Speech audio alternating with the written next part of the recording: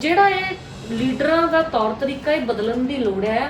ਚਿੱਟੇ ਕੁੜਤੇ ਪਜਾਮੇ ਪਾ ਕੇ ਵੱਡੀਆਂ ਵੱਡੀਆਂ ਗੱਡੀਆਂ 'ਚ ਪਾਓ, ਕੱਪੜੇ ਪਾਉਣ 'ਚ ਕੋਈ ਨਹੀਂ, ਸਾਫ਼ ਸੁਥਰੇ ਬਣ ਕੇ ਰਹੋ, ਸੁਨੱਖੇ ਬਣ ਕੇ ਰਹੋ, ਪਰ ਲੋਕਾਂ ਦੇ ਕੰਮ ਬਾਰੇ ਵੀ ਸੋਚੋ। ਲੋਕਾਂ ਵੱਲੋਂ ਇਹ ਕਿਹਾ ਗਿਆ ਵੀ ਇਹਨਾਂ ਨੇ ਕੋਈ ਚਿਹਰਾ ਨਹੀਂ ਪਹਿਲਾਂ ਉਤਾਰਿਆ ਵੀ ਜਿਹੜਾ ਵੀ ਮੁੱਖ ਮੰਤਰੀ ਲਈ ਦਾਅਵੇਦਾਰ ਹੋਵੇ, ਤੇ ਕੀ ਤੁਹਾਨੂੰ ਲੱਗਦਾ ਵੀ ਉਹ ਨੁਕਸਾਨ ਤਾਂ ਹੋਇਆ? ਕਿਉਂਕਿ ਇਹੋ ਜਿਹੇ ਜਦੋਂ ਜਿਨ੍ਹਾਂ ਤੇ ਲੋਕਾਂ ਨੇ ਇੰਨਾ ਯਕੀਨ ਦਿਖਾਇਆ ਹੁੰਦਾ ਵੀ ਇਹ ਬੰਦਾ ਆ ਕੁਝ ਬਦਲਾ ਲਿਆਊ, ਚੰਗਾ ਆ, ਇਮਾਨਦਾਰ ਆ, ਤੇ ਉਹ ਜਾ ਕੇ ਆਖਰਕਾਰ ਲੋਕਾਂ ਨੂੰ ਧੋਖਾ ਦੇ ਜਾਵੇ। ਇੱਕ ਵਾਰੀ ਇਹ ਕਹਿਣਾ ਕਿ ਅੱਜ ਮੇਰੀ ਜ਼ੁਬਾਨ ਯਾਦ ਰੱਖਿਓ, ਮੇਰਾ ਮੈਂ ਆਹ ਪਾਰਟੀ ਆਖਰੀ ਬਣਾ ਰਿਹਾ, ਜੇ ਇਹ ਵੀ ਨਾ ਰਾਸ ਆਈ ਤੇ ਮੈਂ ਸਿਆਸਤ ਛੱਡ ਦੂੰਗਾ। ਇਹਦਾ ਮਤਲਬ ਹੁਣ ਕਹਿੰਦੇ ਆ ਕਿ ਮੇਰੀ ਮਜਬੂਰੀ ਸੀ, ਮੈਂ ਕੀ ਕਰਦਾ, ਵੀ ਕਹਿਣ ਦਾ ਮਤਲਬ ਵੀ ਸਿਆਸਤ ਛੱਡੀ ਨਹੀਂ ਜਾਂਦੀ ਜਮੇ। ਕਾਹਤੋਂ ਚੋਰੀ ਕਰਦੇ ਆ? ਥੋੜਾ ਪੈਸਾ ਕਮਾ ਲਿਆ, ਕਿੰਨਾ ਤੇ ਕਮਾ ਲਿਆ, ਕਿੰਨਾ ਕੁਛ ਕਰ ਲਿਆ, ਚੰਗੇ ਤੁਹਾਡੇ ਬੈਂਕ ਬੈਲੈਂਸ ਆ, ਤੁਹਾਡੇ ਬੱਚੇ ਸੁਖੀ, ਤੁਹਾਡੇ ਕੁੱਤੇ ਬਿੱਲਿਆਂ ਦੇ ਨਾਂ ਤੇ ਵੀ ਕਮਾਈਆਂ ਨੇ। ਜੇ ਤੁਸੀਂ ਥਾਣੇ ਲਿਜਾਣਾ, ਜੇ ਤੁਸੀਂ ਕੇਸ ਕਰਨੇ ਨੇ ਤਾਂ ਬੇਅਦਬੀ ਦੇ ਦੋਸ਼ੀਆਂ ਉੱਤੇ ਕੇਸ ਕਰਨ। ਪੁਲਿਸ ਡਿਪਾਰਟਮੈਂਟ ਨੂੰ ਮੈਂ ਇਹ ਗੱਲ ਕਹਿੰਦੀ ਆ ਵੀ ਆਜ਼ਾਦ ਹੋਣਾ ਸਿੱਖੋ, ਕਿੰਨੀ ਦੇਰ ਇੰਡੀਪੈਂਡੈਂਟ ਬਾਡੀ ਆ। ਤੁਸੀਂ ਪਿੱਛੇ ਦੇ ਕਿਹਾ ਵੀ ਧਰਮ ਸਿੰਘ ਚੋਰ ਹੈ, ਚੋਰ ਕੀ ਉਹਦੇ ਤੇ ਕਾਰਵਾਈ ਹੋਈ ਕੋਈ ਦੁਬਾਰਾ? ਨਹੀਂ, ਕਾਰਵਾਈ ਤੇ ਲੋਕਾਂ ਨੂੰ ਪਤਾ ਲੱਗ ਹੀ ਗਿਆ ਨਾ। ਇਹ ਸਾਰੇ ਹੀ ਚੋਰੀ ਨੇ ਜਿਹੜੇ ਹੁਣ ਦੇਖੋ ਲੋਕਾਂ ਦੇ ਟੈਕਸ ਚੋਰੀ ਕਰਨਾ, ਉਹ ਚੋਰੀ ਹੋਊਗਾ, ਉਹਨਾਂ ਨੂੰ ਕੀ ਕਹਾਂਗੇ। ਅੱਜ ਨੌਕਰੀਆਂ ਨੇ ਆਪਣੇ ਫਤਿਹ ਜੰਗ ਦੇ ਬੇਟੇ ਨੂੰ ਦਿੱਤੀ ਜਾ ਰਹੀ ਆ, ਰਵਨੀਤ ਬਿੱਟੂ ਦੇ ਭਰਾ ਨੂੰ ਡੀਐਸਪੀ ਲਾਤਾ, ਇਹਨਾਂ ਦੇ ਹੋਰ ਵਿਧਾਇਕ ਨੇ ਤਹਿਸੀਲਦਾਰ ਲਾਤਾ, ਕਿਸੇ ਨੂੰ ਕੁਛ ਲਾਤਾ। ਕੋਈ ਵੀ ਗਵਰਨਮੈਂਟ, ਕੋਈ ਵੀ ਬੰਦਾ ਅਧਿਆਪਕ ਨੂੰ ਪੈਰਾਂ 'ਚ ਲਤਾੜ ਰਿਹਾ ਹੁੰਦਾ, ਉਹ ਕਦੇ ਵੀ ਅਧਿਆਪਕ ਨੂੰ ਪੈਰਾਂ 'ਚ ਨਹੀਂ ਲਤਾੜਦਾ। ਉਹ ਸਾਡੇ ਦੇਸ਼ ਦਾ ਭਵਿੱਖ ਪੈਰਾਂ 'ਚ ਲਤਾੜ ਰਿਹਾ ਹੁੰਦਾ। ਸਾਨੂੰ ਤਾਂ ਬੇਸਬਰੀ ਨਾਲ ਉਮੀਦ ਆ, ਸਾਨੂੰ ਸਰਕਾਰ ਬਣਾਉਣ ਦਾ ਚਾਹ ਤਾਂ ਕਿ ਅਸੀਂ ਉਹ ਚੀਜ਼ਾਂ ਕਰਕੇ ਵਿਖਾਉਣੀਆਂ ਜਿਹੜੀਆਂ ਅਜੇ ਤੱਕ ਕਿਸੇ ਨੇ ਕੀਤੀਆਂ ਨਹੀਂ, ਤੇ ਲੋਕਾਂ ਦੀ ਜ਼ਿੰਦਗੀ ਸੌਖੀ ਕਰਨੀ। ਤੁਸੀਂ ਆਮ ਆਦਮੀ ਪਾਰਟੀ ਵੱਲੋਂ ਸੀਐਮ ਦਾ ਚਿਹਰਾ ਕਿਹਨੂੰ ਦੇਖਦੇ ਹੋ? ਤੁਹਾਡੇ ਇੱਥੇ ਵਿਧਾਇਕ ਰਹੇ ਨੇ ਖਹਿਰਾ ਸਾਹਿਬ, ਉਹ ਸੁਖਪਾਲ ਸਿੰਘ ਖਹਿਰਾ, ਉਹ ਤਾਂ ਕਹਿੰਦੇ ਭਗਵੰਤ ਮਾਨ ਸ਼ਰਾਬੀ ਹੈ, ਉਹ ਹੋਰ ਪਾਸੇ ਚੱਲਦੇ ਨੇ, ਹੁਣ ਦੁਬਾਰੇ ਕਾਂਗਰਸ ਵੀ ਗਏ ਨੇ, ਉਹ ਕਿਵੇਂ ਲਓਗੇ? ਮੈਂ ਦੋਨੇ ਹੱਥ ਜੋੜ ਕੇ ਸਾਰੇ ਸਾਡੇ ਵਲੰਟੀਅਰਸ ਜਿਹੜੇ ਸੁਖਪਾਲ ਸਿੰਘ ਖਹਿਰਾ ਨਾਲ ਚੱਲ ਗਏ ਸੀ ਤੇ ਉਹ ਵਾਪਸ ਆਉਣਾ ਚਾਹੁੰਦੇ ਨੇ, ਅਸੀਂ ਤੁਹਾਡਾ ਹੱਥ ਜੋੜ ਕੇ ਸਵਾਗਤ ਕਰਦੇ ਆ। ਪੰਜਾਬ ਦੇ ਹੱਕਾਂ ਲਈ ਇਕੱਠੇ ਹੋ ਕੇ ਲੜਾਂਗੇ। ਸੋ ਸਾਰੇ ਜਣੇ ਵਾਪਸ ਆ ਜਾਓ, ਸਾਨੂੰ ਤੁਹਾਡੀ ਜ਼ਰੂਰਤ ਆ। ਤੁਸੀਂ ਦੇਖ ਰਹੇ ਹੋ LF ਨਿਊਜ਼ 24 ਚੈਨਲ। ਇੱਕ ਉਹ ਸ਼ਖਸੀਅਤ ਨੂੰ ਅੱਜ ਤੁਹਾਨੂੰ ਮਿਲਾਉਣ ਜਾ ਰਹੇ ਹਾਂ ਜਿਨ੍ਹਾਂ ਨੇ ਕਿ ਬਹੁਤ ਵੱਡਾ ਇੱਕ ਨਾਮ ਕਮਾਇਆ ਸਿੰਗਰ ਦੇ ਤੌਰ ਤੇ ਬਾਅਦ ਦੇ ਵਿੱਚ ਉਹਨਾਂ ਨੇ ਦੇਸ਼ ਦੀ ਸੇਵਾ ਕਰਨ ਵਾਸਤੇ, ਪੰਜਾਬ ਦੇ ਲੋਕਾਂ ਦੀ ਸੇਵਾ ਕਰਨ ਵਾਸਤੇ ਪੋਲਿਟਿਕਸ ਜੁਆਇਨ ਕੀਤੀ। ਆਓ ਪਹਿਲਾ ਸਵਾਲ ਇਹੀ ਕਰਾਂਗੇ ਮੈਡਮ ਨਾਲ ਤੇ ਜਾਣਨ ਦੀ ਕੋਸ਼ਿਸ਼ ਕਰਾਂਗੇ ਵੀ ਕੀ ਮਨ 'ਚ ਆਇਆ। ਸਤਿ ਸ਼੍ਰੀ ਅਕਾਲ ਜੀ। ਜੀ ਬਾਈ ਜੀ, ਮੈਡਮ ਪਹਿਲਾਂ ਹੀ ਤੁਸੀਂ ਇੱਕ ਸਿਖਰ ਤੇ ਇੰਨੇ ਵਧੀਆ ਸਿੰਗਰ ਪਹੁੰਚ ਕੇ ਤੇ ਦੁਬਾਰਾ ਪੋਲਿਟਿਕਸ ਵਿੱਚ ਆਉਣ ਲਈ ਕਿਵੇਂ ਪ੍ਰੇਰਿਤ ਹੋਏ? ਦੇਖੋ, ਸਿੰਗਰ ਇੱਕ ਕਿੱਤਾ ਹੈ, ਉਹ ਇੱਕ ਗਾਇਕੀ ਤੁਹਾਡਾ ਪ੍ਰੋਫੈਸ਼ਨ ਹੈ, ਜਿਵੇਂ ਬਾਕੀ ਸਾਰੇ ਲੋਕ ਕੋਈ ਡਾਕਟਰੀ ਕਰਦਾ, ਕੋਈ ਅਧਿਆਪਕ ਹੈ ਜਾਂ ਕੋਈ ਮੈਡੀਕਲ ਫੀਲਡ ਦੇ ਵਿੱਚ ਹੈ।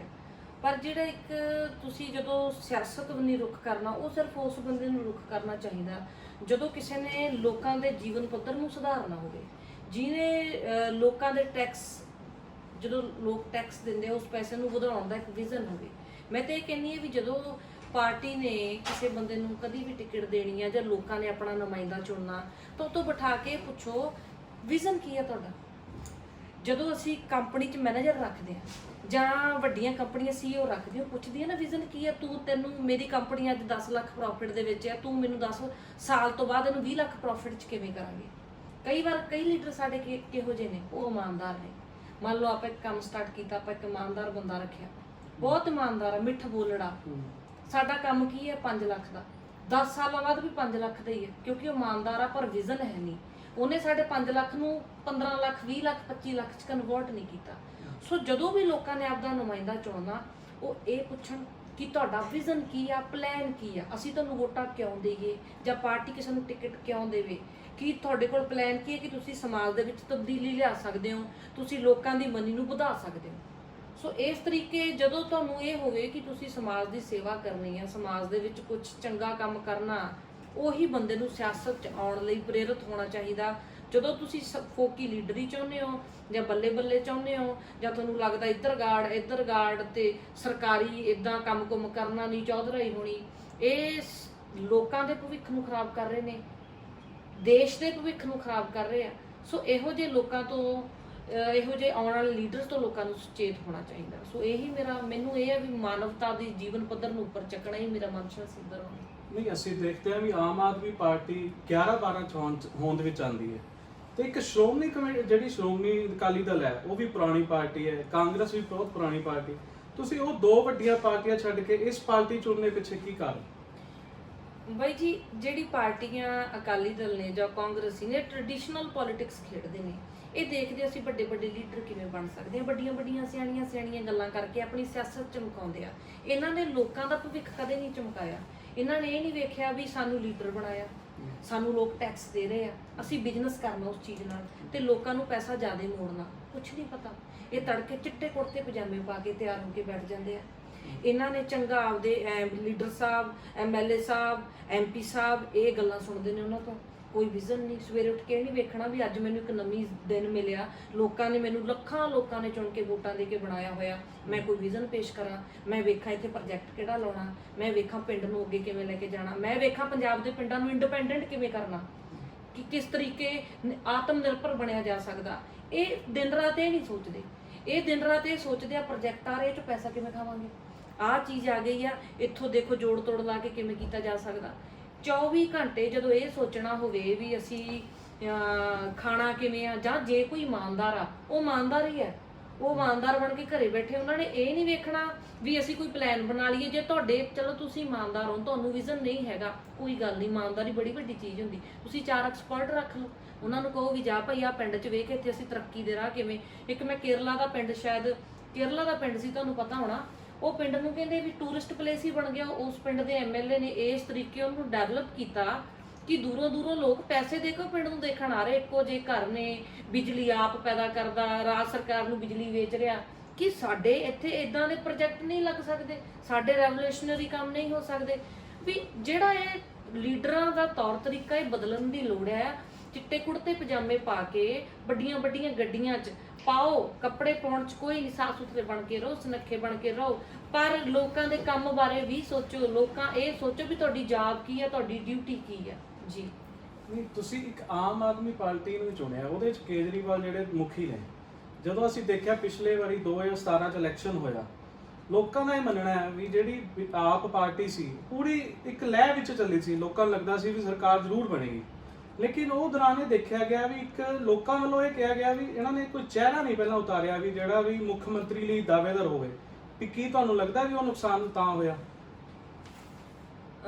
ਦੇਖੋ, ਜਦੋਂ ਅਸੀਂ 2017 ਦੇ ਵਿੱਚ ਸਾਰੀ ਪਾਰਟੀ ਲੜੀ, ਬੜੀਆਂ ਪਾਰਟੀਆਂ ਬੜੇ ਲੰਬੇ ਟਾਈਮ ਦੀਆਂ ਪੰਜਾਬ 'ਚ ਬਣੀਆਂ, ਕਦੇ ਕੋਈ ਹੋਂਦ 'ਚ ਨਹੀਂ। ਪਹਿਲੀ ਵਾਰੀ ਲੜੀ ਤੇ ਆਪੋਜੀਸ਼ਨ 'ਚ ਬਹਿ ਗਈ।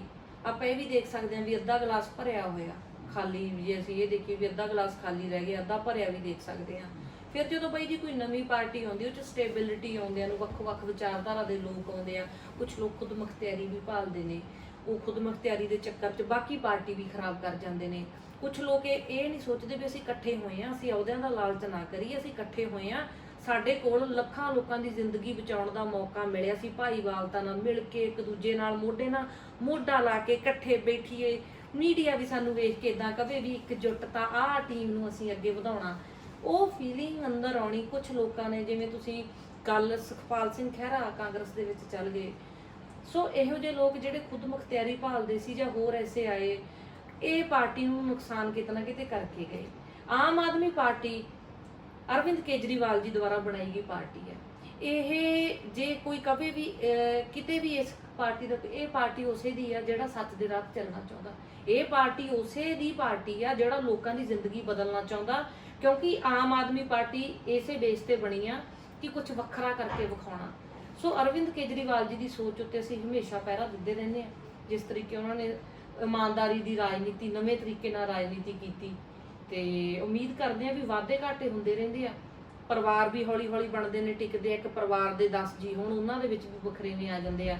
ਪਰ ਬੇਸਿਕਲੀ ਜਿਹੜੇ ਪਾਰਟੀ ਦੀ ਸਿਧਾਂਤਕ ਆ ਉਹ ਇਹੀ ਆ ਵੀ ਲੋਕਾਂ ਦਾ ਭਲਾ ਕਰਨਾ। ਹੌਲੀ ਹੌਲੀ ਜਿੱਦਾਂ ਜਿੱਦਾਂ ਇਹੋ ਜਿਹੇ ਲੋਕ ਬਾਹਰ ਨਿਕਲਦੇ ਆ ਤੇ ਚੰਗੇ ਚੰਗੇ ਲੋਕ ਪਾਰਟੀ 'ਚ ਆਉਂਦੇ ਆ, ਤੇ ਪਾਰਟੀ ਦਾ ਪੱਧਰ ਆਪਣੇ ਆਪ ਖੜਾ ਹੁੰਦਾ ਜਾਊਗਾ। ਤੇ ਬਹੁਤ ਅੱਛੇ ਅੱਛੇ ਲੋਕ ਹੋਰ ਵੀ ਪਾਰਟੀ ਦੇ ਵਿੱਚ ਨਵੇਂ ਆ ਰਹੇ ਨੇ, ਜਿਨ੍ਹਾਂ ਨਾਲ ਲੋਕਾਂ ਨੂੰ ਖੁਸ਼ੀ ਹੋਣੀ।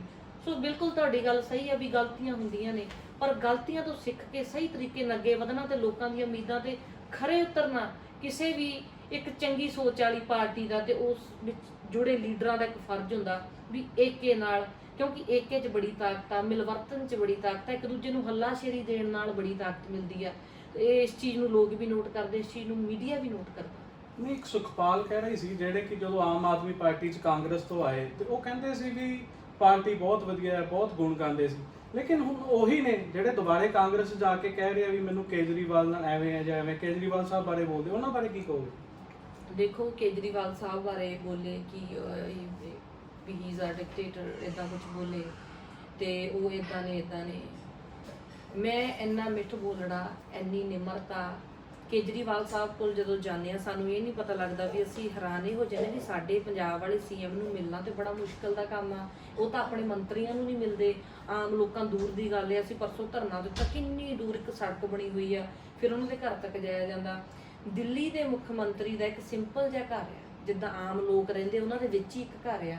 ਸੜਕ ਤੇ ਬਾਹਰ ਅਸੀਂ ਉਹਨਾਂ ਦੇ ਗੇਟ ਦੇ ਅੱਗੇ ਗੱਡੀ ਪਾਰਕ ਕਰਦੇ ਆ, ਅੰਦਰ ਜਾਂਦੇ ਆ। ਜਿਸ ਤਰੀਕੇ ਨਾਲ ਨਿਮਰਤਾ ਨਾਲ ਮਿੱਠ ਬੋਲਣਾ, ਉਹ ਇੰਨੀ ਉਹਨਾਂ ਦੀ ਨਿਮਰਤਾ ਤੇ ਡਾਊਨ ਟੂ ਅਰਥ ਪਰਸਨੈਲਿਟੀ ਆ। ਹਰ ਗੱਲ ਨੂੰ ਸੁਣਨਾ, ਹਰ ਬੰਦੇ ਨੂੰ ਜਿਹੜਾ ਚੱਲ ਜਾਵੇ ਉਹਦੀ ਗੱਲ ਸੁਣਨੀ। ਉਹਨਾਂ ਨੂੰ ਲੱਗਦਾ ਵੀ ਜੇ ਕੋਈ ਆਇਆ ਮੈਨੂੰ ਦੱਸ ਕੇ ਜਾਊਗਾ ਤੇ ਮੈਂ ਸੁਣਨੀ ਆ ਵੀ ਪੰਜਾਬ ਦੇ ਵਿੱਚ ਕੀ ਕਿੱਦਾਂ ਚੱਲਦਾ ਪਿਆ ਸਾਰਾ ਕੁਝ।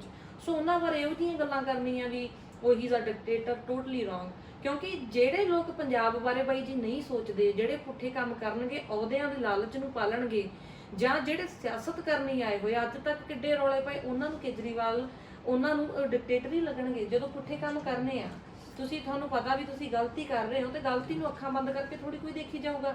ਨਾਲੇ ਕਲੀਅਰ ਸੀ, ਅਸਲ 'ਚ ਇਹੋ ਜਿਹੇ ਲੀਡਰਾਂ ਕਰਕੇ ਹੀ ਲੋਕਾਂ ਦਾ ਚੰਗੇ ਲੀਡਰਾਂ ਤੋਂ ਯਕੀਨ ਉੱਠ ਗਿਆ। ਕੋਈ ਵੀ ਚੰਗਾ ਨਵਾਂ ਬੰਦਾ ਆਉਂਦਾ ਤੇ ਉਹ ਲੋਕ ਤੇ ਸ਼ੱਕ ਕਰਦੇ ਆ ਵੀ ਸ਼ਾਇਦ ਇਹ ਝੂਠ ਬੋਲ ਰਿਹਾ ਕਿ ਸੱਚ ਬੋਲ ਰਿਹਾ, ਕਿਉਂਕਿ ਇਹੋ ਜਿਹੇ ਜਦੋਂ ਜਿਨ੍ਹਾਂ ਤੇ ਲੋਕਾਂ ਨੇ ਇੰਨਾ ਯਕੀਨ ਦਿਖਾਇਆ ਹੁੰਦਾ ਵੀ ਇਹ ਬੰਦਾ ਆ ਕੁਝ ਬਦਲਾ ਲਿਆਊ, ਚੰਗਾ ਆ, ਇਮਾਨਦਾਰ ਆ, ਤੇ ਉਹ ਜਾ ਕੇ ਆਖਰਕਾਰ ਲੋਕਾਂ ਨੂੰ ਧੋਖਾ ਦੇ ਜਾਵੇ।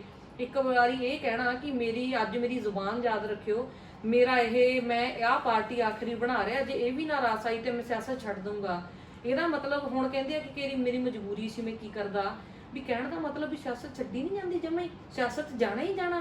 ਵੀ ਜੇ ਲੀਡਰ ਨਾ ਬਣੇ ਜ਼ਿੰਦਗੀ ਖਤਮ ਹੋਏ, ਸੇਵਾ ਕਰ ਲਓ, ਠੀਕ ਆ। ਪਹਿਲਾਂ ਕਾਂਗਰਸ ਤੁਹਾਨੂੰ ਪਸੰਦ ਨਹੀਂ ਸੀ, ਤੁਹਾਨੂੰ ਆਮ ਆਦਮੀ ਪਾਰਟੀ ਨਹੀਂ ਪਸੰਦ ਸੀ, ਜਿਹੜੀ ਆਪਦੀ ਪਾਰਟੀ ਬਣਾਈ ਉਹ ਵੀ ਨਹੀਂ ਪਸੰਦ ਆਈ। ਇਹਦਾ ਮਤਲਬ ਬਹਿ ਜਾਓ, ਹੁਣ ਰੈਸਟ ਕਰੋ। ਇੱਜ਼ਤ ਬਚੀ ਰਹਿਣੀ ਜ਼ਰੂਰੀ ਹੁੰਦੀ ਹੈ। ਜਦ ਘਰੇ ਬਹਿ ਜਾਂਦੇ, ਘੱਟੋ ਘੱਟ ਲੋਕਾਂ ਦੇ ਦਿਲਾਂ 'ਚ ਇੱਜ਼ਤ ਤੇ ਹੋਣੀ ਸੀ। ਮੈਂ ਤੁਹਾਡੇ ਚੈਨਲ ਦੇ ਥਰੂ ਸਾਡੇ ਜਿੰਨੇ ਵਲੰਟੀਅਰਸ ਨੇ, ਸਾਨੂੰ ਫੋਨ ਵੀ ਆ ਰਹੇ ਨੇ, ਜਿੰਨੇ ਨਾਰਾਜ਼ ਹੋ ਕੇ ਇਹਨਾਂ ਦੇ ਸੁਖਪਾਲ ਸਿੰਘ ਖਹਿਰਾ ਜੀ ਦੀਆਂ ਗੱਲਾਂ ਦੇ ਵਿੱਚ ਆ ਕੇ ਚਲੇ ਗਏ ਸੀ ਇਹਨਾਂ ਦੇ ਪਿੱਛੇ, ਕਿਉਂਕਿ ਉਹ ਗੱਲਾਂ ਇਦਾਂ ਦੀਆਂ ਕਰਦੇ, ਲੋਕਾਂ ਨੂੰ ਉਹਦੀਆਂ ਗੱਲਾਂ 'ਚ ਲੈ ਲੈਂਦੇ ਆ। ਕਈ ਵਾਰ ਕੋਈ ਬੰਦੇ ਨੂੰ ਕੋਲ ਨਾ ਗੱਲਾਂ ਕਰਨ ਦਾ ਗੁਣ ਹੁੰਦਾ, ਤੇ ਉਹ ਜਿਹੜੇ ਵੀ ਸਾਡੇ ਵਲੰਟੀਅਰਸ ਚਲੇ ਗਏ ਸੀ, ਸਾਨੂੰ ਇਕਜੁੱਟ ਹੋਣ ਦੀ ਲੋੜ ਆ, ਤੁਹਾਡੇ ਵਾਪਸ ਆਉਣ ਦੀ ਲੋੜ ਆ, ਪੰਜਾਬ ਨੂੰ ਜਿਤਾਉਣ ਦੀ ਲੋੜ ਆ। ਤੁਹਾਡੇ ਬਿਨਾ, ਵਲੰਟੀਅਰਸ ਬਿਨਾ, ਫੌਜ ਬਿਨਾ ਪਾਰਟੀ ਨਹੀਂ ਜਿੱਤ ਸਕਦੀ। ਮੈਂ ਦੋਨੇ ਹੱਥ ਜੋੜ ਕੇ ਸਾਰੇ ਸਾਡੇ ਵਲੰਟੀਅਰਸ ਜਿਹੜੇ ਸੁਖਪਾਲ ਸਿੰਘ ਖਹਿਰਾ ਨਾਲ ਚੱਲ ਗਏ ਸੀ ਤੇ ਉਹ ਵਾਪਸ ਆਉਣਾ ਚਾਹੁੰਦੇ ਨੇ, ਅਸੀਂ ਤੁਹਾਡਾ ਹੱਥ ਜੋੜ ਕੇ ਸਵਾਗਤ ਕਰਦੇ ਆ। ਪੰਜਾਬ ਦੇ ਹੱਕਾਂ ਲਈ ਇਕੱਠੇ ਹੋ ਕੇ ਲੜਾਂਗੇ। ਸੋ ਸਾਰੇ ਜਣੇ ਵਾਪਸ ਆ ਜਾਓ, ਸਾਨੂੰ ਤੁਹਾਡੀ ਜ਼ਰੂਰਤ ਆ ਜੀ। ਤੁਸੀਂ ਪਰਸੋਂ ਇੱਕ ਆਮ ਆਦਮੀ ਪਾਰਟੀ ਦੇ ਵੱਲੋਂ ਤੁਸੀਂ ਵੀ ਗਏ, ਉੱਥੇ ਇੱਕ ਪ੍ਰੋਟੈਸਟ ਕੀਤਾ। ਬਲਵੀਰ ਸਿੰਘ ਸਿੱਧੂ ਜੋ ਕੈਬਨਿਟ ਮੰਤਰੀ ਨੇ, ਉਹਨਾਂ ਦੀ ਕੋਠੀ ਦਾ ਘਿਰਾਓ ਵੀ ਕੀਤਾ। ਉੱਥੇ ਮੈਂ ਵੀ ਹਾਜ਼ਰ ਸੀ, ਦੇਖਿਆ ਵੀ ਤੁਹਾਡੇ ਬਹੁਤ ਸਾਰੇ ਵਲੰਟੀਅਰ ਸੀ। ਉਸ ਗੱਲ ਨੂੰ ਲੈ ਕੇ ਕੀ ਕਹਿਣਾ ਚਾਹੋਗੇ ਵੀ ਬਲਵੀਰ ਸਿੰਘ ਸਿੱਧੂ ਨੇ ਕੀ ਗਲਤੀ ਕੀਤੀ ਜਿਹੜਾ ਤੁਸੀਂ ਐਡਾ ਵੱਡਾ ਪ੍ਰੋਟੈਸਟ ਕੀਤਾ? ਬਾਈ ਜੀ, ਸਾਡੇ ਜਿਹੜੇ ਮਿਨਿਸਟਰਸ ਨੇ ਪੰਜਾਬ ਦੇ, ਇਹ ਗਲਤੀਆਂ ਦੇ ਪੁਤਲੇ ਨੇ। ਬੰਦਾ ਇੱਕ ਗਲਤੀ ਕਰਦਾ, ਦੋ ਗਲਤੀ ਕਰਦਾ। ਬਲਵੀਰ ਸਿੰਘ ਸਿੱਧੂ, ਉਹਨਾਂ ਦੇ ਖਿਲਾਫ ਮੈਨੂੰ ਲੱਗਦਾ ਵੀ ਏਰੀਏ ਦੇ ਵਿੱਚ ਲੋਕ ਬਹੁਤ ਘੱਟ ਬੋਲਦੇ ਆ। ਉੱਦਾਂ ਦਾ ਡਰ, ਉੱਦਾਂ ਦਾ ਦਹਿਸ਼ਤ ਦਾ ਮਾਹੌਲ ਕ੍ਰੀਏਟ ਕੀਤਾ ਹੋਇਆ। ਸੋ ਅਸੀਂ ਕਿਸੇ ਵਿਅਕਤੀ ਦੇ ਖਿਲਾਫ ਨਹੀਂ ਬੋਲਦੇ, ਅਸੀਂ ਉਹਦੇ ਮਾੜੇ ਕੰਮਾਂ ਦੇ ਖਿਲਾਫ ਬੋਲਦੇ ਆ। ਸਾਨੂੰ ਨਹੀਂ ਬਰਦਾਸ਼ਤ ਹੁੰਦਾ ਵੀ ਤੁਸੀਂ ਲੋਕਾਂ ਦਾ ਪੈਸਾ ਖਾਓ। ਬਹੁਤ ਟਾਈਮ ਹੋ ਗਿਆ ਸਰ, ਹੁਣ ਤੱਕ ਬਹੁਤ ਜ਼ਿਆਦਾ ਪੈਸਾ ਖਾ ਲਿਆ। ਇਹ ਅਸੀਂ ਜ਼ਰੀਆ, ਇਹ ਕੁਦਰਤ ਕਰਵਾਉਂਦੀ ਆ, ਵਾਹਿਗੁਰੂ ਕਰਵਾਉਂਦਾ। ਉਹਨੇ ਆਪਣੇ ਬੱਚੇ ਭੇਜਣੇ ਆ ਬੁਰਾਈ ਦੇ ਖਿਲਾਫ ਆਵਾਜ਼ ਚੱਕਣ ਦੇ ਲਈ, ਅਸੀਂ ਉਹ ਜ਼ਰੀਆ ਤੇ ਅਸੀਂ ਆਵਾਜ਼ ਚੱਕਣੀ ਆ। ਤੇ ਉਹਨਾਂ ਨੂੰ ਹੁਣ ਇਸ ਗੱਲ ਦਾ ਓਬਵੀਅਸਲੀ ਇੰਨੇ ਸਾਲਾਂ ਬਾਅਦ ਕੋਈ ਬੋਲਿਆ, ਉਹਨਾਂ ਨੂੰ ਗੁੱਸਾ ਤੇ ਲੱਗਦਾ। ਹੁਣ ਕੋਸ਼ਿਸ਼ਾਂ ਕਰ ਰਹੇ ਨੇ ਤਰ੍ਹਾਂ ਤਰ੍ਹਾਂ ਦੀਆਂ, ਤੇ ਅਸੀਂ ਇਹ ਕਹਿੰਦੇ ਆ ਵੀ ਮਾੜੇ ਕੰਮਾਂ ਨੂੰ ਛੱਡੋ, ਸਮਰਪਣ ਕਰ ਦਿਓ ਜ਼ਿੰਦਗੀ ਕਿਸੇ ਲੇਖੇ ਲੱਗ ਜਾਂਦੀ ਆ, ਕਿਉਂਕਿ ਤੁਸੀਂ ਤੁਹਾਡੇ ਨਾਲ ਕੋਈ ਪਰਸਨਲ ਵੈਰ ਨਹੀਂ ਹੈਗਾ ਕਿਸੇ ਨਾਲ, ਵੀ ਤੁਹਾਡੇ ਕੰਮਾਂ ਸਾਨੂੰ ਬੁਰੇ ਲੱਗਦੇ ਆ, ਜਿਹੜੇ ਤੁਸੀਂ ਲੋਕਾਂ ਨੂੰ ਲੁੱਟ ਕੇ ਖਾਂਦੇ ਹੋ, ਲੋਕਾਂ ਦੇ ਕਾਹਤੋਂ ਚੋਰੀ ਕਰਦੇ ਆ, ਥੋੜਾ ਪੈਸਾ ਕਮਾ ਲਿਆ, ਕਿੰਨਾ ਤੇ ਕਮਾ ਲਿਆ, ਕਿੰਨਾ ਕੁਝ ਕਰ ਲਿਆ, ਚੰਗੇ ਤੁਹਾਡੇ ਬੈਂਕ ਬੈਲੈਂਸ ਆ, ਤੁਹਾਡੇ ਬੱਚੇ ਸੁਖੀ ਆ, ਤੁਹਾਡੇ ਕੁੱਤੇ ਬਿੱਲਿਆਂ ਦੇ ਨਾਂ ਤੇ ਵੀ ਕਮਾਈਆਂ ਨੇ। ਜੇ ਤੁਸੀਂ ਹੁਣ ਵੀ ਇਹ ਸੋਚਦੇ ਹੋ ਵੀ ਜਾਂਦੇ ਜਾਂਦੇ ਸਾਲ ਰਹਿ ਗਿਆ, ਇਹ ਪੈਸਾ ਜੇ ਨਾਲ ਜਾਣਾ ਤੁਹਾਡੇ ਤਾਂ ਦੱਸ ਦਿਓ, ਜੇ ਅਗਲੇ ਜਨਮ 'ਚ ਨਾਲ ਆਉਣਾ ਤਾਂ ਵੀ ਦੱਸ ਦਿਓ। ਜੇ ਪੈਸਿਆਂ ਦੇ ਨਾਲ ਖੁਸ਼ੀ ਮਿਲਦੀ ਹੈ ਕਾਗਜ਼ਾਂ ਦੇ ਨਾਲ, ਕਿਉਂਕਿ ਕਈ ਪੈਸੇ ਇਹ ਇੰਨੇ ਕਮਾ ਰਹੇ ਵੀ ਕਦੇ ਦੇਖਣੇ ਵੀ ਨਹੀਂ, ਉਹ ਬੈਂਕਾਂ 'ਚ ਹੀ ਪਏ ਰਹਿ ਜਾਣਗੇ। ਜੇ ਕਿਸੇ ਗਰੀਬ ਦੇ ਮੂੰਹ 'ਚ ਰੋਟੀ ਪੈਂਦੀ ਆ, ਜੇ ਕਿਸੇ ਦੇ ਘਰ ਕੋਈ 4 ਸਹੂਲਤਾਂ ਜੁੜਦੀਆਂ ਨੇ, ਤਾਂ ਤੁਸੀਂ ਦਾਨ ਕਿਉਂ ਨਹੀਂ ਕਰ ਦਿੰਦੇ ਜੇ ਇੰਨੀ ਕਮਾਈ ਹੈਗੀ ਆ ਤੁਹਾਨੂੰ। ਸੋ ਗੱਲ ਇਹ ਆ ਵੀ ਜਿਹੜਾ ਇਹਨਾਂ ਨੇ ਵੈਕਸੀਨ ਦੇ ਵਿੱਚ 400 ਰੁਪਏ ਦੀ ਇੱਕ ਵੈਕਸੀਨ ਇਹਨਾਂ ਨੇ ਖਰੀਦੀ ਆ, ਲੋਕਾਂ ਦਾ ਪੈਸਾ ਸੀ ਖਜ਼ਾਨੇ 'ਚੋਂ ਗਿਆ। ਇੱਕ ਵੈਕਸੀਨ ਦੀ ਕੀਮਤ ਦੱਸ ਰਹੀ ਹੈ, ਅੱਗੇ ਪ੍ਰਾਈਵੇਟ ਹਸਪਤਾਲ ਨੂੰ 1060 ਦੀ ਵੇਚਦੀ, ਪ੍ਰਾਈਵੇਟ ਹਸਪਤਾਲ ਅੱਗੇ 1500 ਦੀ ਵੇਚੀ ਜਾਂਦਾ। ਤੁਸੀਂ ਘਰੋਂ ਇੱਕ ਬੰਦਾ ਭੇਜਿਆ ਆਪਣਾ ਮੈਨੇਜਰ ਵੀ ਜਾ ਡਾਕਟਰ ਤੋਂ ਮੇਰੀ ਭਾਈ ਦਵਾਈ ਲੈ ਆ, ਉਹ ਕੀ ਕਰਤਾ, ਜਾਂਦਾ ਜਾਂਦਾ ਦਵਾਈ ਖਰੀਦ ਕੇ ਕਿਸੇ ਮੈਡੀਕਲ ਸਟੋਰ ਤੋਂ ਏਜੰਸੀ ਤੋਂ ਉਹਨੇ ਡਾਕਟਰ ਨੂੰ ਦਿੱਤੀ। ਤੁਸੀਂ ਦੇ ਕੇ 500 400 ਭੇਜਿਆ, ਉਹ ਡਾਕਟਰ ਨੂੰ ਦੇ ਕੇ ਮੈਨੂੰ ਘਰੇ ਆ ਕੇ ਕਹੇ ਜੀ ਮੈਂ ਅੱਗੇ ਡਾਕਟਰ ਨੂੰ ਦਿਆ, ਹੁਣ ਮੇਰਾ ਡਾਕਟਰ ਨਾਲ ਹਿੱਸਾ ਬੱਤੀ ਆ, ਜਾ ਕੇ ਡਾਕਟਰ ਤੋਂ ਖਰੀਦੋ। ਹੁਣ ਮੈਥੋਂ ਜੁੱਤੀਆਂ ਹੀ ਖਾਊਗਾ ਉਹ ਵੀ ਮੈਂ ਤੈਨੂੰ 400 ਦੇ ਕੇ ਚੰਗਾ ਭਲਾ ਭੇਜਿਆ, ਤੂੰ ਡਾਕਟਰ ਨੂੰ ਕਿਹੜੀ ਗੱਲੋਂ ਦੇ ਕੇ ਆਇਆ। ਸੋ ਗੱਲ ਇਹ ਹੈ ਵੀ ਜਿਸ ਤਰੀਕੇ ਕਸੂਰ ਸਾਰਾ ਇਹਨਾਂ ਦਾ, ਅਗਲੇ ਨੇ ਤਾਂ ਆਪਣੇ ਮੁਨਾਫੇ ਨੂੰ ਲੈ ਲੈਣੀ ਹੈ ਜਿਹਨੇ ਦੇਣੀ ਹੈ ਚੀਜ਼, ਵੀ ਇਹ ਇਸ ਤਰੀਕੇ ਵੀ ਇਹ ਕੰਮ ਟਾਈਮ ਉਦੋਂ ਆ, ਇਹ ਉਹ ਵੇਲਾ ਆਇਆ ਹੋਇਆ ਬਾਈ ਜੀ ਵੀ ਜਦੋਂ ਇਹ ਕਰੋਨਾ ਕਰਕੇ ਸਾਡਾ ਦੇਸ਼ ਰੁਕ ਗਿਆ, ਸਾਡੇ ਲੋਕ ਤੰਗ ਨੇ, ਮਿਡਲ ਕਲਾਸ ਪਿੱਟ ਗਈ ਆ, ਕੋਈ ਸਹੂਲਤ ਨਹੀਂ, ਗਰੀਬਾਂ ਦੇ ਹਾਲਾਤ ਵੇਖ ਲਓ, ਅਮੀਰਾਂ ਨੂੰ ਫਰਕ ਨਹੀਂ ਪੈਂਦਾ, ਜਿਹੜੇ ਵੱਡੀ ਅਮੀਰੀ ਦੇ ਵਿੱਚ ਆਉਂਦੇ ਆ ਉਹਨਾਂ ਦੀਆਂ ਕਮਾਈਆਂ ਵੱਧ ਰਹੀਆਂ ਘਟ ਨਹੀਂ ਰਹੀਆਂ, ਕਿਉਂਕਿ ਮਿਡਲ ਕਲਾਸ ਤੇ ਗਰੀਬ ਨੇ ਮਿਹਨਤ ਕਰਨੀ ਨਹੀਂ ਛੱਡੀ, ਉਹ ਕਰਦੇ ਪਏ ਨੇ ਮਿਹਨਤ, ਪਰ ਹੱਕ ਨਹੀਂ ਮਿਲਦਾ ਪਿਆ। ਸੋ ਗੱਲ ਇਹ ਆ ਵੀ ਹਾਲਾਤਾਂ ਨੂੰ ਵੇਖਦੇ ਹੋਏ ਤੁਸੀਂ ਇਹ ਵੇਖੋ ਵੀ ਜਿਹੜੇ ਲੱਖਾਂ ਲੋਕਾਂ ਤੋਂ ਟੈਕਸ ਦਿੰਦੇ ਨੇ, ਲੱਖਾਂ ਲੋਕਾਂ ਨੇ ਤੁਹਾਨੂੰ ਵੋਟਾਂ ਦਿੱਤੀਆਂ ਵੀ ਸਾਡੀ ਸੇਵਾ 'ਚ ਇਹ ਲੋਕ ਬੈਠਣਗੇ, ਤੁਸੀਂ ਅੱਜ ਉਹ ਮੌਤ ਦੇ ਮੂੰਹ ਦੇ ਵਿੱਚ ਨੇ, ਉਹ ਬਿਮਾਰ ਨੇ, ਕਿਸੇ ਦੀ ਧੀ ਦੁਖੀ ਆ, ਕਿਸੇ ਦਾ ਪਿਓ ਪਰਿਵਾਰ ਛੱਡ ਕੇ ਚੱਲ ਗਿਆ। ਤੁਸੀਂ ਇਹ ਤੇ ਦੇਖੋ ਨਾ ਵੀ ਅੱਜ ਦੇ ਟਾਈਮ ਅਸੀਂ ਵੈਕਸੀਨੇਸ਼ਨ 400 ਰੁਪਏ ਦੀ ਲੋਕਾਂ ਦੇ ਪੈਸੇ ਦੀ ਖਰੀਦ ਲਈ, ਵੱਧ ਤੋਂ ਵੱਧ ਲੋਕਾਂ ਦੇ ਤੁਸੀਂ ਲਗਵਾਓ, ਕਿਸੇ ਤਰੀਕੇ ਲਗਵਾਓ, ਆਪਣੀਆਂ ਜਾਇਦਾਦਾਂ ਵੇਚ ਕੇ ਆਪਣੀ ਗੁਨਾਹਾਂ ਦੀ ਮਾਫੀ ਮੰਗੋ। ਆਪਣੀ ਜਿਹੜੀ ਤੁਸੀਂ ਲੋਕਾਂ ਦੇ ਅੱਜ ਵਾਰੀ-ਵਾਰੀ ਰਾਜ ਕੀਤਾ, 10 ਸਾਲ ਬਾਦਲਾਂ ਨੇ ਕੀਤਾ, ਇਹ ਵਾਰੀ-ਵਾਰੀ ਕਦੋਂ ਦੇ ਕਿੰਨੇ ਸਾਲ ਹੋ ਗਏ ਨੇ ਵੰਡ ਕੇ ਆਉਂਦੇ ਪਏ ਨੇ, ਤੁਸੀਂ ਆਪਣੀਆਂ ਪੁਰਾਣੀਆਂ ਜਾਇਦਾਦਾਂ ਨੂੰ ਵੇਚਣ ਦੀ ਕੋਸ਼ਿਸ਼ ਕਰੋ, ਵੈਕਸੀਨੇਸ਼ਨ ਆਪ ਖਰੀਦੋ। ਤੇ ਉਹਦੇ ਨਾਲ ਕੀ ਆ ਵੀ ਜਿਹੜਾ ਤੁਹਾਡਾ ਪਾਪ ਕੀਤੇ ਨੇ ਅੱਜ ਤੱਕ, ਉਹ ਵੀ ਧੋਤੇ ਜਾਣਗੇ ਕਿਤੇ ਨਾ ਕਿਤੇ। ਲੋਕਾਂ ਤੋਂ ਦੋਨੇ ਹੱਥ ਜੋੜ ਕੇ ਮਾਫੀ ਮੰਗੋ ਵੀ ਅਸੀਂ ਗਲਤੀਆਂ ਕੀਤੀਆਂ, ਤੇ ਜਦੋਂ ਕੋਈ ਬੰਦਾ ਦਿਲੋਂ ਮਾਫੀ ਵੀ ਮੰਗਦਾ ਨਾ, ਉਸ ਚੀਜ਼ ਦੀ ਵੀ ਕੁਦਰਤ ਸੁਣਦੀ ਆ, ਲੋਕ ਮਾਫ ਵੀ ਕਰਦੇ ਆ। ਅਸੀਂ ਵੀ ਐਪਰੀਸ਼ੀਏਟ ਕਰ ਦਾਂਗੇ ਵੀ ਇਹਨਾਂ ਨੇ ਦੇਖੋ ਆਪਣੀਆਂ ਸਾਰੀਆਂ ਜ਼ਮੀਨਾਂ ਉਨੀ ਕੁ ਰੱਖ ਲਓ ਜਿੰਨੀ ਕੁ ਤੁਹਾਡੇ 100 ਸਾਲਾਂ ਤੱਕ ਤੁਹਾਡੇ ਆਪਦੀ, ਤੁਹਾਡੇ ਬੱਚੇ, ਬੱਚਿਆਂ ਦੇ ਬੱਚੇ, ਉਹਨਾਂ ਦੇ ਬੱਚੇ ਉਹ ਰੱਖ ਲੈਣ, ਉਨੀ ਰੱਖ ਲਓ ਤੁਸੀਂ। ਪਰ ਤੁਸੀਂ ਤੇ ਇਹ ਲੱਗਦਾ ਵੀ ਇੱਕ ਪਾਸੇ ਸਾਰੀ ਪੰਜਾਬ ਦੀ ਇਨਕਮ, ਇੱਕ ਪਾਸੇ ਇਕੱਲੀ ਬਾਦਲਾਂ ਤੇ ਕੈਪਟਨ ਦੀ ਇਨਕਮ। ਸੋ ਇਹ ਇਹਨਾਂ ਦੇ ਦਿਲ 'ਚ ਆਉਣਾ ਨਹੀਂ। ਫਿਰ ਇਹ ਜਦੋਂ ਇਹੋ ਜਿਹੇ ਕੰਮ ਕਰਦੇ ਨੇ, ਬੁਰਾਈਆਂ ਕਰਦੇ ਨੇ, ਵੈਕਸੀਨੇਸ਼ਨ ਕਰਾਉਣ ਦੀ ਜ਼ਰੂਰਤ ਹੈ। ਐਂਥਨੀ ਫੌਚੀ ਨੇ, ਅਮਰੀਕਾ ਦੇ ਡਾਕਟਰ ਨੇ ਕਿਹਾ ਵੀ ਵੱਧ ਤੋਂ ਵੱਧ ਜਿਹੜੀ ਲੋਕਾਂ ਨੂੰ ਵੈਕਸੀਨੇਸ਼ਨ ਕਰਵਾਈ ਜਾਵੇ, ਜਿਹਦੇ ਨਾਲ ਕੀ ਆ ਅਰਥ ਵਿਵਸਥਾ ਓਪਨ ਹੋਊਗੀ, ਰੈਵਨਿਊ ਜਨਰੇਟ ਹੋਣਾ, ਇਕਨੋਮੀ ਚੱਲੂਗੀ। ਜਿਹੜੀ ਬਾਈ ਜੀ ਖਜ਼ਾਨਾ ਭਰੀਦਾ ਹੁੰਦਾ ਉਹ ਵੈਕਸੀਨੇਸ਼ਨ ਉੱਤੇ ਪੈਸਾ ਲਾ ਕੇ ਨਹੀਂ ਭਰੀਦਾ ਹੁੰਦਾ। ਜੇ ਖਜ਼ਾਨਾ ਭਰਨਾ ਤੁਸੀਂ ਲੋਕਾਂ ਦੀ ਜੇਬ, ਲੋਕ ਟੈਕਸ ਭਰਨਗੇ, ਲੋਕਾਂ ਦੀ ਜੇਬ 'ਚ ਪੈਸਾ ਜਾਊਗਾ, ਉਹ ਇਨਕਮ ਜਨਰੇਟ ਕਰਨਗੇ, ਸਮਾਨ ਖਰੀਦਣਗੇ, ਤਾਂ ਹੀ ਤਾਂ ਸਰਕਾਰੀ ਖਜ਼ਾਨਾ ਭਰੂਗਾ। ਪਰ ਗੱਲ ਇਹ ਹੈ ਵੀ ਛੋਟੀ ਛੋਟੀ ਬੁੱਧੀ ਹੈ ਇਹਨਾਂ ਦੀ, ਕੋਈ ਵਿਜ਼ਨ ਹੈ ਨਹੀਂ। ਇਹ ਵਿਚਾਰੇ ਐ ਸੋਚਦੇ ਵੀ ਜਾਂਦੇ ਜਾਂਦੇ ਜਿੱਥੋਂ ਪੈਸਾ ਕੱਢਿਆ ਜਾਂਦਾ ਕੱਢ ਲਈਏ। ਪਰ ਅਸੀਂ ਦੇਖਿਆ ਅਕਾਲੀ ਦਲ ਵਾਲੇ ਤਾਂ 7 ਕੋਵਿਡ ਸੈਂਟਰ ਵੀ ਖੋਲ ਚੁੱਕੇ, ਆਈਸੋਲੇਸ਼ਨ ਵਾਰਡ ਬਣਾ ਚੁੱਕੇ ਹੈ। ਆ 7ਵਾਂ ਉਹਨਾਂ ਨੇ ਹੁਣ ਗਿਲਕੋ ਵੈਲੀ ਵਿੱਚ ਖੋਲਿਆ, ਉਹਨੂੰ ਕਿਵੇਂ ਦੇਖਦੇ ਹੋ? ਨਹੀਂ, ਅਕਾਲੀ ਦਲ ਤੇ ਸ਼੍ਰੋਮਣੀ ਗੁਰਦੁਆਰਾ ਪ੍ਰਬੰਧਕ ਕਮੇਟੀ 'ਚ ਫਰਕ ਹੈ ਨਾ, ਕਿਹਨਾਂ ਨੇ ਖੋਲੇ? ਉਹ ਦੋਨਾਂ ਨੇ ਰਲ ਕੇ ਉਦਘਾਟਨ ਤਾਂ ਸੁਖਬੀਰ ਸਿੰਘ ਬਾਦਲ ਹੀ ਕਰਕੇ ਜਾ ਰਹੇ ਨੇ, ਗਿਲਕੋ ਵੈਲੀ ਵਾਲੇ ਨੇ ਖੋਲਿਆ। ਤਾਂ ਦੇਖੋ ਜੇ ਤਾਂ ਇਸ ਟਾਈਮ ਗੱਲ ਇਹ ਵੀ ਆ ਵੀ ਜੇ ਕੋਈ ਵੀ ਕਿਸੇ ਤਰ੍ਹਾਂ ਦੀ ਸੇਵਾ ਕਰ ਰਿਹਾ ਉਹ ਚੰਗੀ ਗੱਲ ਹੈ। ਸ਼੍ਰੋਮਣੀ ਗੁਰਦੁਆਰਾ ਪ੍ਰਬੰਧਕ ਕਮੇਟੀ, ਉਹਨਾਂ ਦਾ ਫਰਜ਼ ਬਣਦਾ ਤੇ ਉਹਨਾਂ ਤੋਂ ਲੋਕਾਂ ਨੂੰ ਉਮੀਦਾਂ ਵੀ ਨੇ ਵੀ ਕਰਨ, ਪਰ ਉਹ ਇੱਕ ਅਲੱਗ ਫਰਮ ਆ। ਜੇ ਹੁਣ ਇਹਨਾਂ ਦੇ ਨਾਲ ਕੋਈ ਮਿਲੀ ਭੁਗਤ ਆ ਪੋਲੀਟੀਕਲ, ਉਸ ਚੀਜ਼ ਨੂੰ ਕਰਨਾ ਹੀ ਨਹੀਂ ਚਾਹੀਦਾ। ਜੇ ਇੱਕ ਸੁਖਬੀਰ ਬਾਦਲ ਨਾਲ ਉਹਨਾਂ ਦੀ ਕੋਈ ਸਾਂਝ ਆ, ਉਹ ਚੀਜ਼ ਅਲੱਗ ਗੱਲ ਆ, ਪਰ ਉਹਨਾਂ ਦਾ ਇੱਕ ਆਪਦਾ ਬਜਟ ਆ, ਉੱਥੇ ਵੀ ਪੈਸਾ ਜਾਂਦਾ। ਸੋ ਉਹਨਾਂ ਦਾ ਫਰਜ਼ ਆ ਲੋਕਾਂ ਦੀ ਇਸ ਟਾਈਮ ਸੇਵਾ ਦੇ ਵਿੱਚ ਉਤਰਨਾ, ਤੇ ਬਹੁਤ ਜ਼ਿਆਦਾ ਨੇਕ ਕੰਮ ਆ, ਬਹੁਤ ਅਸੀਂ ਉਸ ਚੀਜ਼ ਨੂੰ ਸਰੋਂਦੇ ਆ। ਸੋ ਇਹ ਤੇ ਸੁਖਬੀਰ ਬਾਦਲ ਜੀ ਨੂੰ ਤਾਂ ਜੇ ਅਸੀਂ ਬੁਲਾ ਲਈ ਉੱਥੇ ਵੀ ਆ ਜਾਣਗੇ, ਜੇ ਕੋਵਿਡ ਸੈਂਟਰ ਖੋਲ ਲਈਏ। ਇਹਨਾਂ ਨੂੰ ਤੇ ਕ੍ਰੈਡਿਟ ਲੈਣ ਦਾ ਮੌਕਾ ਚਾਹੀਦਾ, ਪਰ ਅਸੀਂ ਇਹ ਅਕਾਲੀ ਦਲ ਵੱਲੋਂ ਬਜਟ ਖੋਲ ਕੇ ਕਰਨ ਆਪਣੀ ਜਾਇਦਾਦ। ਮੈਂ ਖੁਦ ਇੱਕ ਵੀਡੀਓ ਬਣਾ ਕੇ ਸੁਖਬੀਰ ਬਾਦਲ ਜੀ ਲਈ ਪਾਉਂਗੀ, ਇਹ ਦੱਸਣ ਵੀ ਮੈਂ ਇੰਨੇ 100 ਕਰੋੜ ਰੁਪਈਆ ਆਪਣੇ ਕੋਵਿਡ ਦੇ ਲਈ ਲਾ ਰਹੇ ਹਾਂ, ਬੜੀ ਖੁਸ਼ੀ ਹੋਣੀ, ਚੰਗੀ ਗੱਲ ਆ, ਚੰਗੇ ਕੌਜ਼ ਲਈ ਕਰੋਗੇ ਤੇ ਮੈਂ ਖੁਦ ਐਪਰੀਸ਼ੀਏਟ ਕਰੂੰਗੀ। ਆਪਣੀ ਜਾਇਦਾਦ ਨੂੰ ਕਈ 100 ਕਰੋੜ ਰੁਪਈਆ ਆਪਣਾ ਖੋਲਣ ਤੇ ਲੋਕਾਂ ਲਈ ਉਹਦੇ ਕੋਵਿਡ ਸੈਂਟਰ ਬਣਾਉਣ, ਉਹਦੀ ਬੜੀ ਖੁਸ਼ੀ ਹੋਣੀ ਹੈ। ਜਦੋਂ ਤੁਸੀਂ ਇਹ ਪ੍ਰੋਟੈਸਟ ਕੀਤਾ, ਆਮ ਆਦਮੀ ਪਾਰਟੀ ਨੇ ਕੀਤਾ, ਉਸ ਤੋਂ ਬਾਅਦ ਅਕਾਲੀ ਦਲ ਨੇ ਵੀ ਕੀਤਾ, ਉਹਨਾਂ ਨੇ ਕੀ ਕੀਤਾ? ਉਸ ਤੋਂ ਬਾਅਦ ਪਰਚੇ ਕੀਤੇ, FIR ਕੀਤੀਆਂ, ਕਿ ਇਹ ਤੁਸੀਂ ਇਹਨੂੰ ਕਿਵੇਂ ਦੇਖਦੇ ਹੋ? ਦੇਖੋ, ਜੇ ਇੱਥੇ ਇਹ ਗੱਲ ਆ ਬਈ ਜੀ ਵੀ ਜੇ ਸੱਚ ਲਈ ਆਵਾਜ਼ ਚੱਕੂਗੇ, ਕੋਈ ਸਿਸਟਮ ਹੀ ਨਹੀਂ, ਜਿਹਦੇ ਮਰਜ਼ੀ ਪਰਚੇ ਕਰ ਲਓ। ਪਰਚੇ ਨੂੰ ਬੜਾ ਉਹ ਬਹੁਤ ਵੱਡੇ ਵੱਡੇ ਪਰਚੇ ਹੁੰਦੇ ਨੇ, ਤੇ ਮੈਨੂੰ ਤਾਂ ਇਹ ਲੱਗਦਾ ਵੀ ਇਹੋ ਜਿਹਿਆਂ ਨੂੰ ਮੇਰੇ ਇੱਕ ਪ੍ਰੇਰਨਾ, ਜੇ ਮੈਂ ਸੰਘਰਸ਼ ਦੇ ਰਾਹ ਤੇ ਤੁਰਦੀ ਆ, ਜੇ ਮੈਂ ਜਜ਼ਬਾਤੀ ਹੋ ਕੇ ਬੋਲਦੀ ਆ, ਤਾਂ ਮੇਰੇ ਰੋਲ ਮਾਡਲ ਨੇ ਸ਼ਹੀਦ ਭਗਤ ਸਿੰਘ। ਮੈਂ ਹਮੇਸ਼ਾ ਇਹ ਦੇਖਦੀ ਆ ਵੀ ਜੇ ਉਸ ਨੌਜਵਾਨ ਦੇ ਵਿੱਚ ਇੰਨਾ ਜਜ਼ਬਾ ਸੀ ਵੀ ਰੱਸਾ ਚੁੰਮ ਕੇ ਜਦੋਂ ਗੱਲ ਨਾਲ ਉਹਨੇ ਲਾ ਲਿਆ ਤੇ ਕਿਹਾ ਵੀ ਮੈਂ ਮੌਤ ਵਿਆਹੁਣ ਚੱਲਿਆ, ਵੀ ਜੇ ਉਹ ਵੀ ਸਾਡੇ ਹੀ ਭੈਣ ਭਰਾ ਸੀ, ਸਾਡੇ ਹੀ ਕਿਤੇ ਨਾ ਕਿਤੇ ਪੁਰਖਿਆਂ ਦੇ ਬੱਚੇ ਸੀ, ਵੀ ਉਹ ਭੂਮਿਕਾ ਸੀ ਵੀ ਕਿਸੇ ਹੱਦ ਤੱਕ ਨਿਭਾ ਸਕਦੇ ਅੱਜ ਜ਼ਰੂਰਤ ਹੈ। ਉਹ ਭਗਤ ਸਿੰਘ ਕਾਲਪਨਿਕ ਥੋੜੀ ਸੀ, ਉਹ ਜਿਉਂਦਾ ਜਾਗਦਾ ਇਨਸਾਨ ਸੀ। ਅੱਜ ਕੱਲ੍ਹ ਇਹ ਫੋਟੋਆਂ ਜੋਗਾ ਕਿਉਂ ਰਹਿ ਗਿਆ?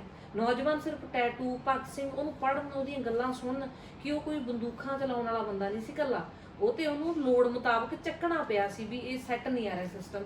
ਉਹਨੇ ਜਿੰਨੀਆਂ ਕਿਤਾਬਾਂ ਪੜ੍ਹੀਆਂ, ਜਿਹੋ ਜੀ ਸੋਚ ਸੀ, ਜਿਹੋ ਜੀ ਨਿਮਰਤਾ ਸੀ, ਜਿਹੋ ਜੀ ਉਹਦੀ ਵਿਆਪਕ ਬਰੌਡ ਮਾਈਂਡ ਸੀ, ਉਹ ਚੀਜ਼ ਤੋਂ ਉਹ ਕਈ ਨੌਜਵਾਨਾਂ ਨੂੰ ਇਹ ਗੱਲ ਨਾ ਸਮਝਣ ਵੀ ਕਿਤੇ ਉਹ ਕੋਈ ਕਾਲਪਨਿਕ ਕਿਰਦਾਰ ਸੀ, ਉਹ ਅਸਲੀ ਜ਼ਿੰਦਗੀ ਦਾ ਸੂਰਮਾ ਸੀ।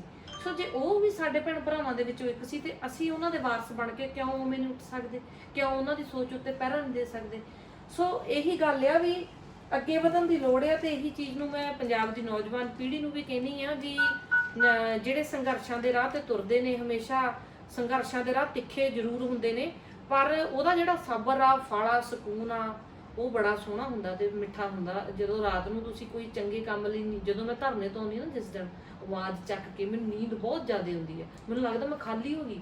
ਅੱਜ ਮੈਂ ਆਪਦੀ ਸਾਰੀ ਪੜਾਸ ਕੱਢ ਕੇ ਆਈ ਆ, ਅੱਜ ਮੈਂ ਸਾਰਾ ਕੁਝ ਕਹਿ ਕੇ ਆਈ ਆ, ਅੱਜ ਮੈਂ ਕੁਝ ਚੰਗਾ ਕੀਤਾ। ਤੇ ਟੋਕਨ ਲਗਾਓ, ਤੁਹਾਨੂੰ ਥਾਣੇ ਵੀ ਲੈ ਕੇ ਗਏ ਆ, ਉਹ ਵੀ ਤਾਂ ਲੈ ਕੇ ਗਏ ਆ, ਥਾਣੇ ਵੀ ਲੈ ਕੇ ਗਏ ਆ, ਤੁਹਾਡੇ ਵਲੰਟੀਅਰ ਜਿਹੜੇ ਸੀ ਉਹਨਾਂ ਨੂੰ ਵੀ ਲੈ ਕੇ ਗਏ ਆ, ਉੱਥੇ ਜਾ ਕੇ ਬਾਅਦ ਚ ਰੀਸ ਕਰਦੇ ਆ, ਫਿਰ ਬਾਅਦ ਦੇ ਵਿੱਚ FIR ਹੋਣਾ, ਇਹਨੂੰ ਕਿਵੇਂ ਦੇਖਦੇ ਹੋ? ਦੇਖੋ, ਥਾਣੇ ਉਹੀ ਗੱਲ ਆ ਵੀ ਜੇ ਤੁਸੀਂ ਥਾਣੇ ਲਿਜਾਣਾ, ਜੇ ਤੁਸੀਂ ਕੇਸ ਕਰਨੇ ਨੇ ਤਾਂ ਬੇਅਦਬੀ ਦੇ ਦੋਸ਼ੀਆਂ ਉੱਤੇ ਕੇਸ ਕਰਨ।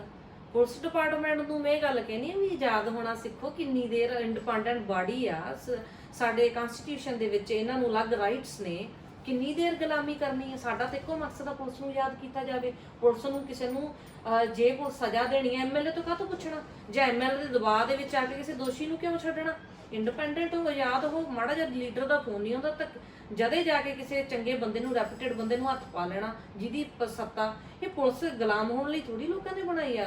ਸਭ ਤੋਂ ਵੱਡੀ ਸੇਵਾਦਾਰ ਲੋਕਾਂ ਦੀ ਪੁਲਿਸ ਆ, ਸਿਕਿਉਰਿਟੀ ਉਹ ਕਰਦੀ ਆ। ਲੋਕ ਇਹ ਡਰ ਜਾਂਦੇ ਜਿੱਥੇ 4 ਲੀਡਰ ਖੜੇ ਹੋਣ ਪਿੱਛੇ, ਜੇ ਇਹਨਾਂ ਦੇ ਕਾਂਗਰਸੀ ਲੀਡਰ ਧਰਮਸੋਤ, ਸਾਧੂ ਸਿੰਘ ਧਰਮਸੋਤ, ਇਹ ਕਿਸੇ ਵਿਆਹ 'ਚ ਬੈਠੇ। ਚਾਹੁੰਦਾ ਤੁਸੀਂ ਪਿੱਛੇ ਦੇ ਕਿਹਾ ਵੀ ਧਰਮ ਸਿੰਘ ਚੋਰ ਹੈ, ਚੋਰ ਕੀ ਉਹਦੇ ਤੇ ਕਾਰਵਾਈ ਹੋਈ ਕੋਈ ਦੁਬਾਰਾ? ਨਹੀਂ, ਕਾਰਵਾਈ ਤੇ ਲੋਕਾਂ ਨੂੰ ਪਤਾ ਲੱਗ ਹੀ ਗਿਆ ਨਾ। ਇਹ ਸਾਰੇ ਹੀ ਚੋਰੀ ਨੇ ਜਿਹੜੇ ਹੁਣ ਦੇਖੋ ਲੋਕਾਂ ਦੇ ਟੈਕਸ ਚੋਰੀ ਕਰਨਾ, ਉਹ ਚੋਰੀ ਹੋਊਗਾ, ਔਰ ਉਹਨਾਂ ਨੂੰ ਕੀ ਕਹਾਂਗੇ?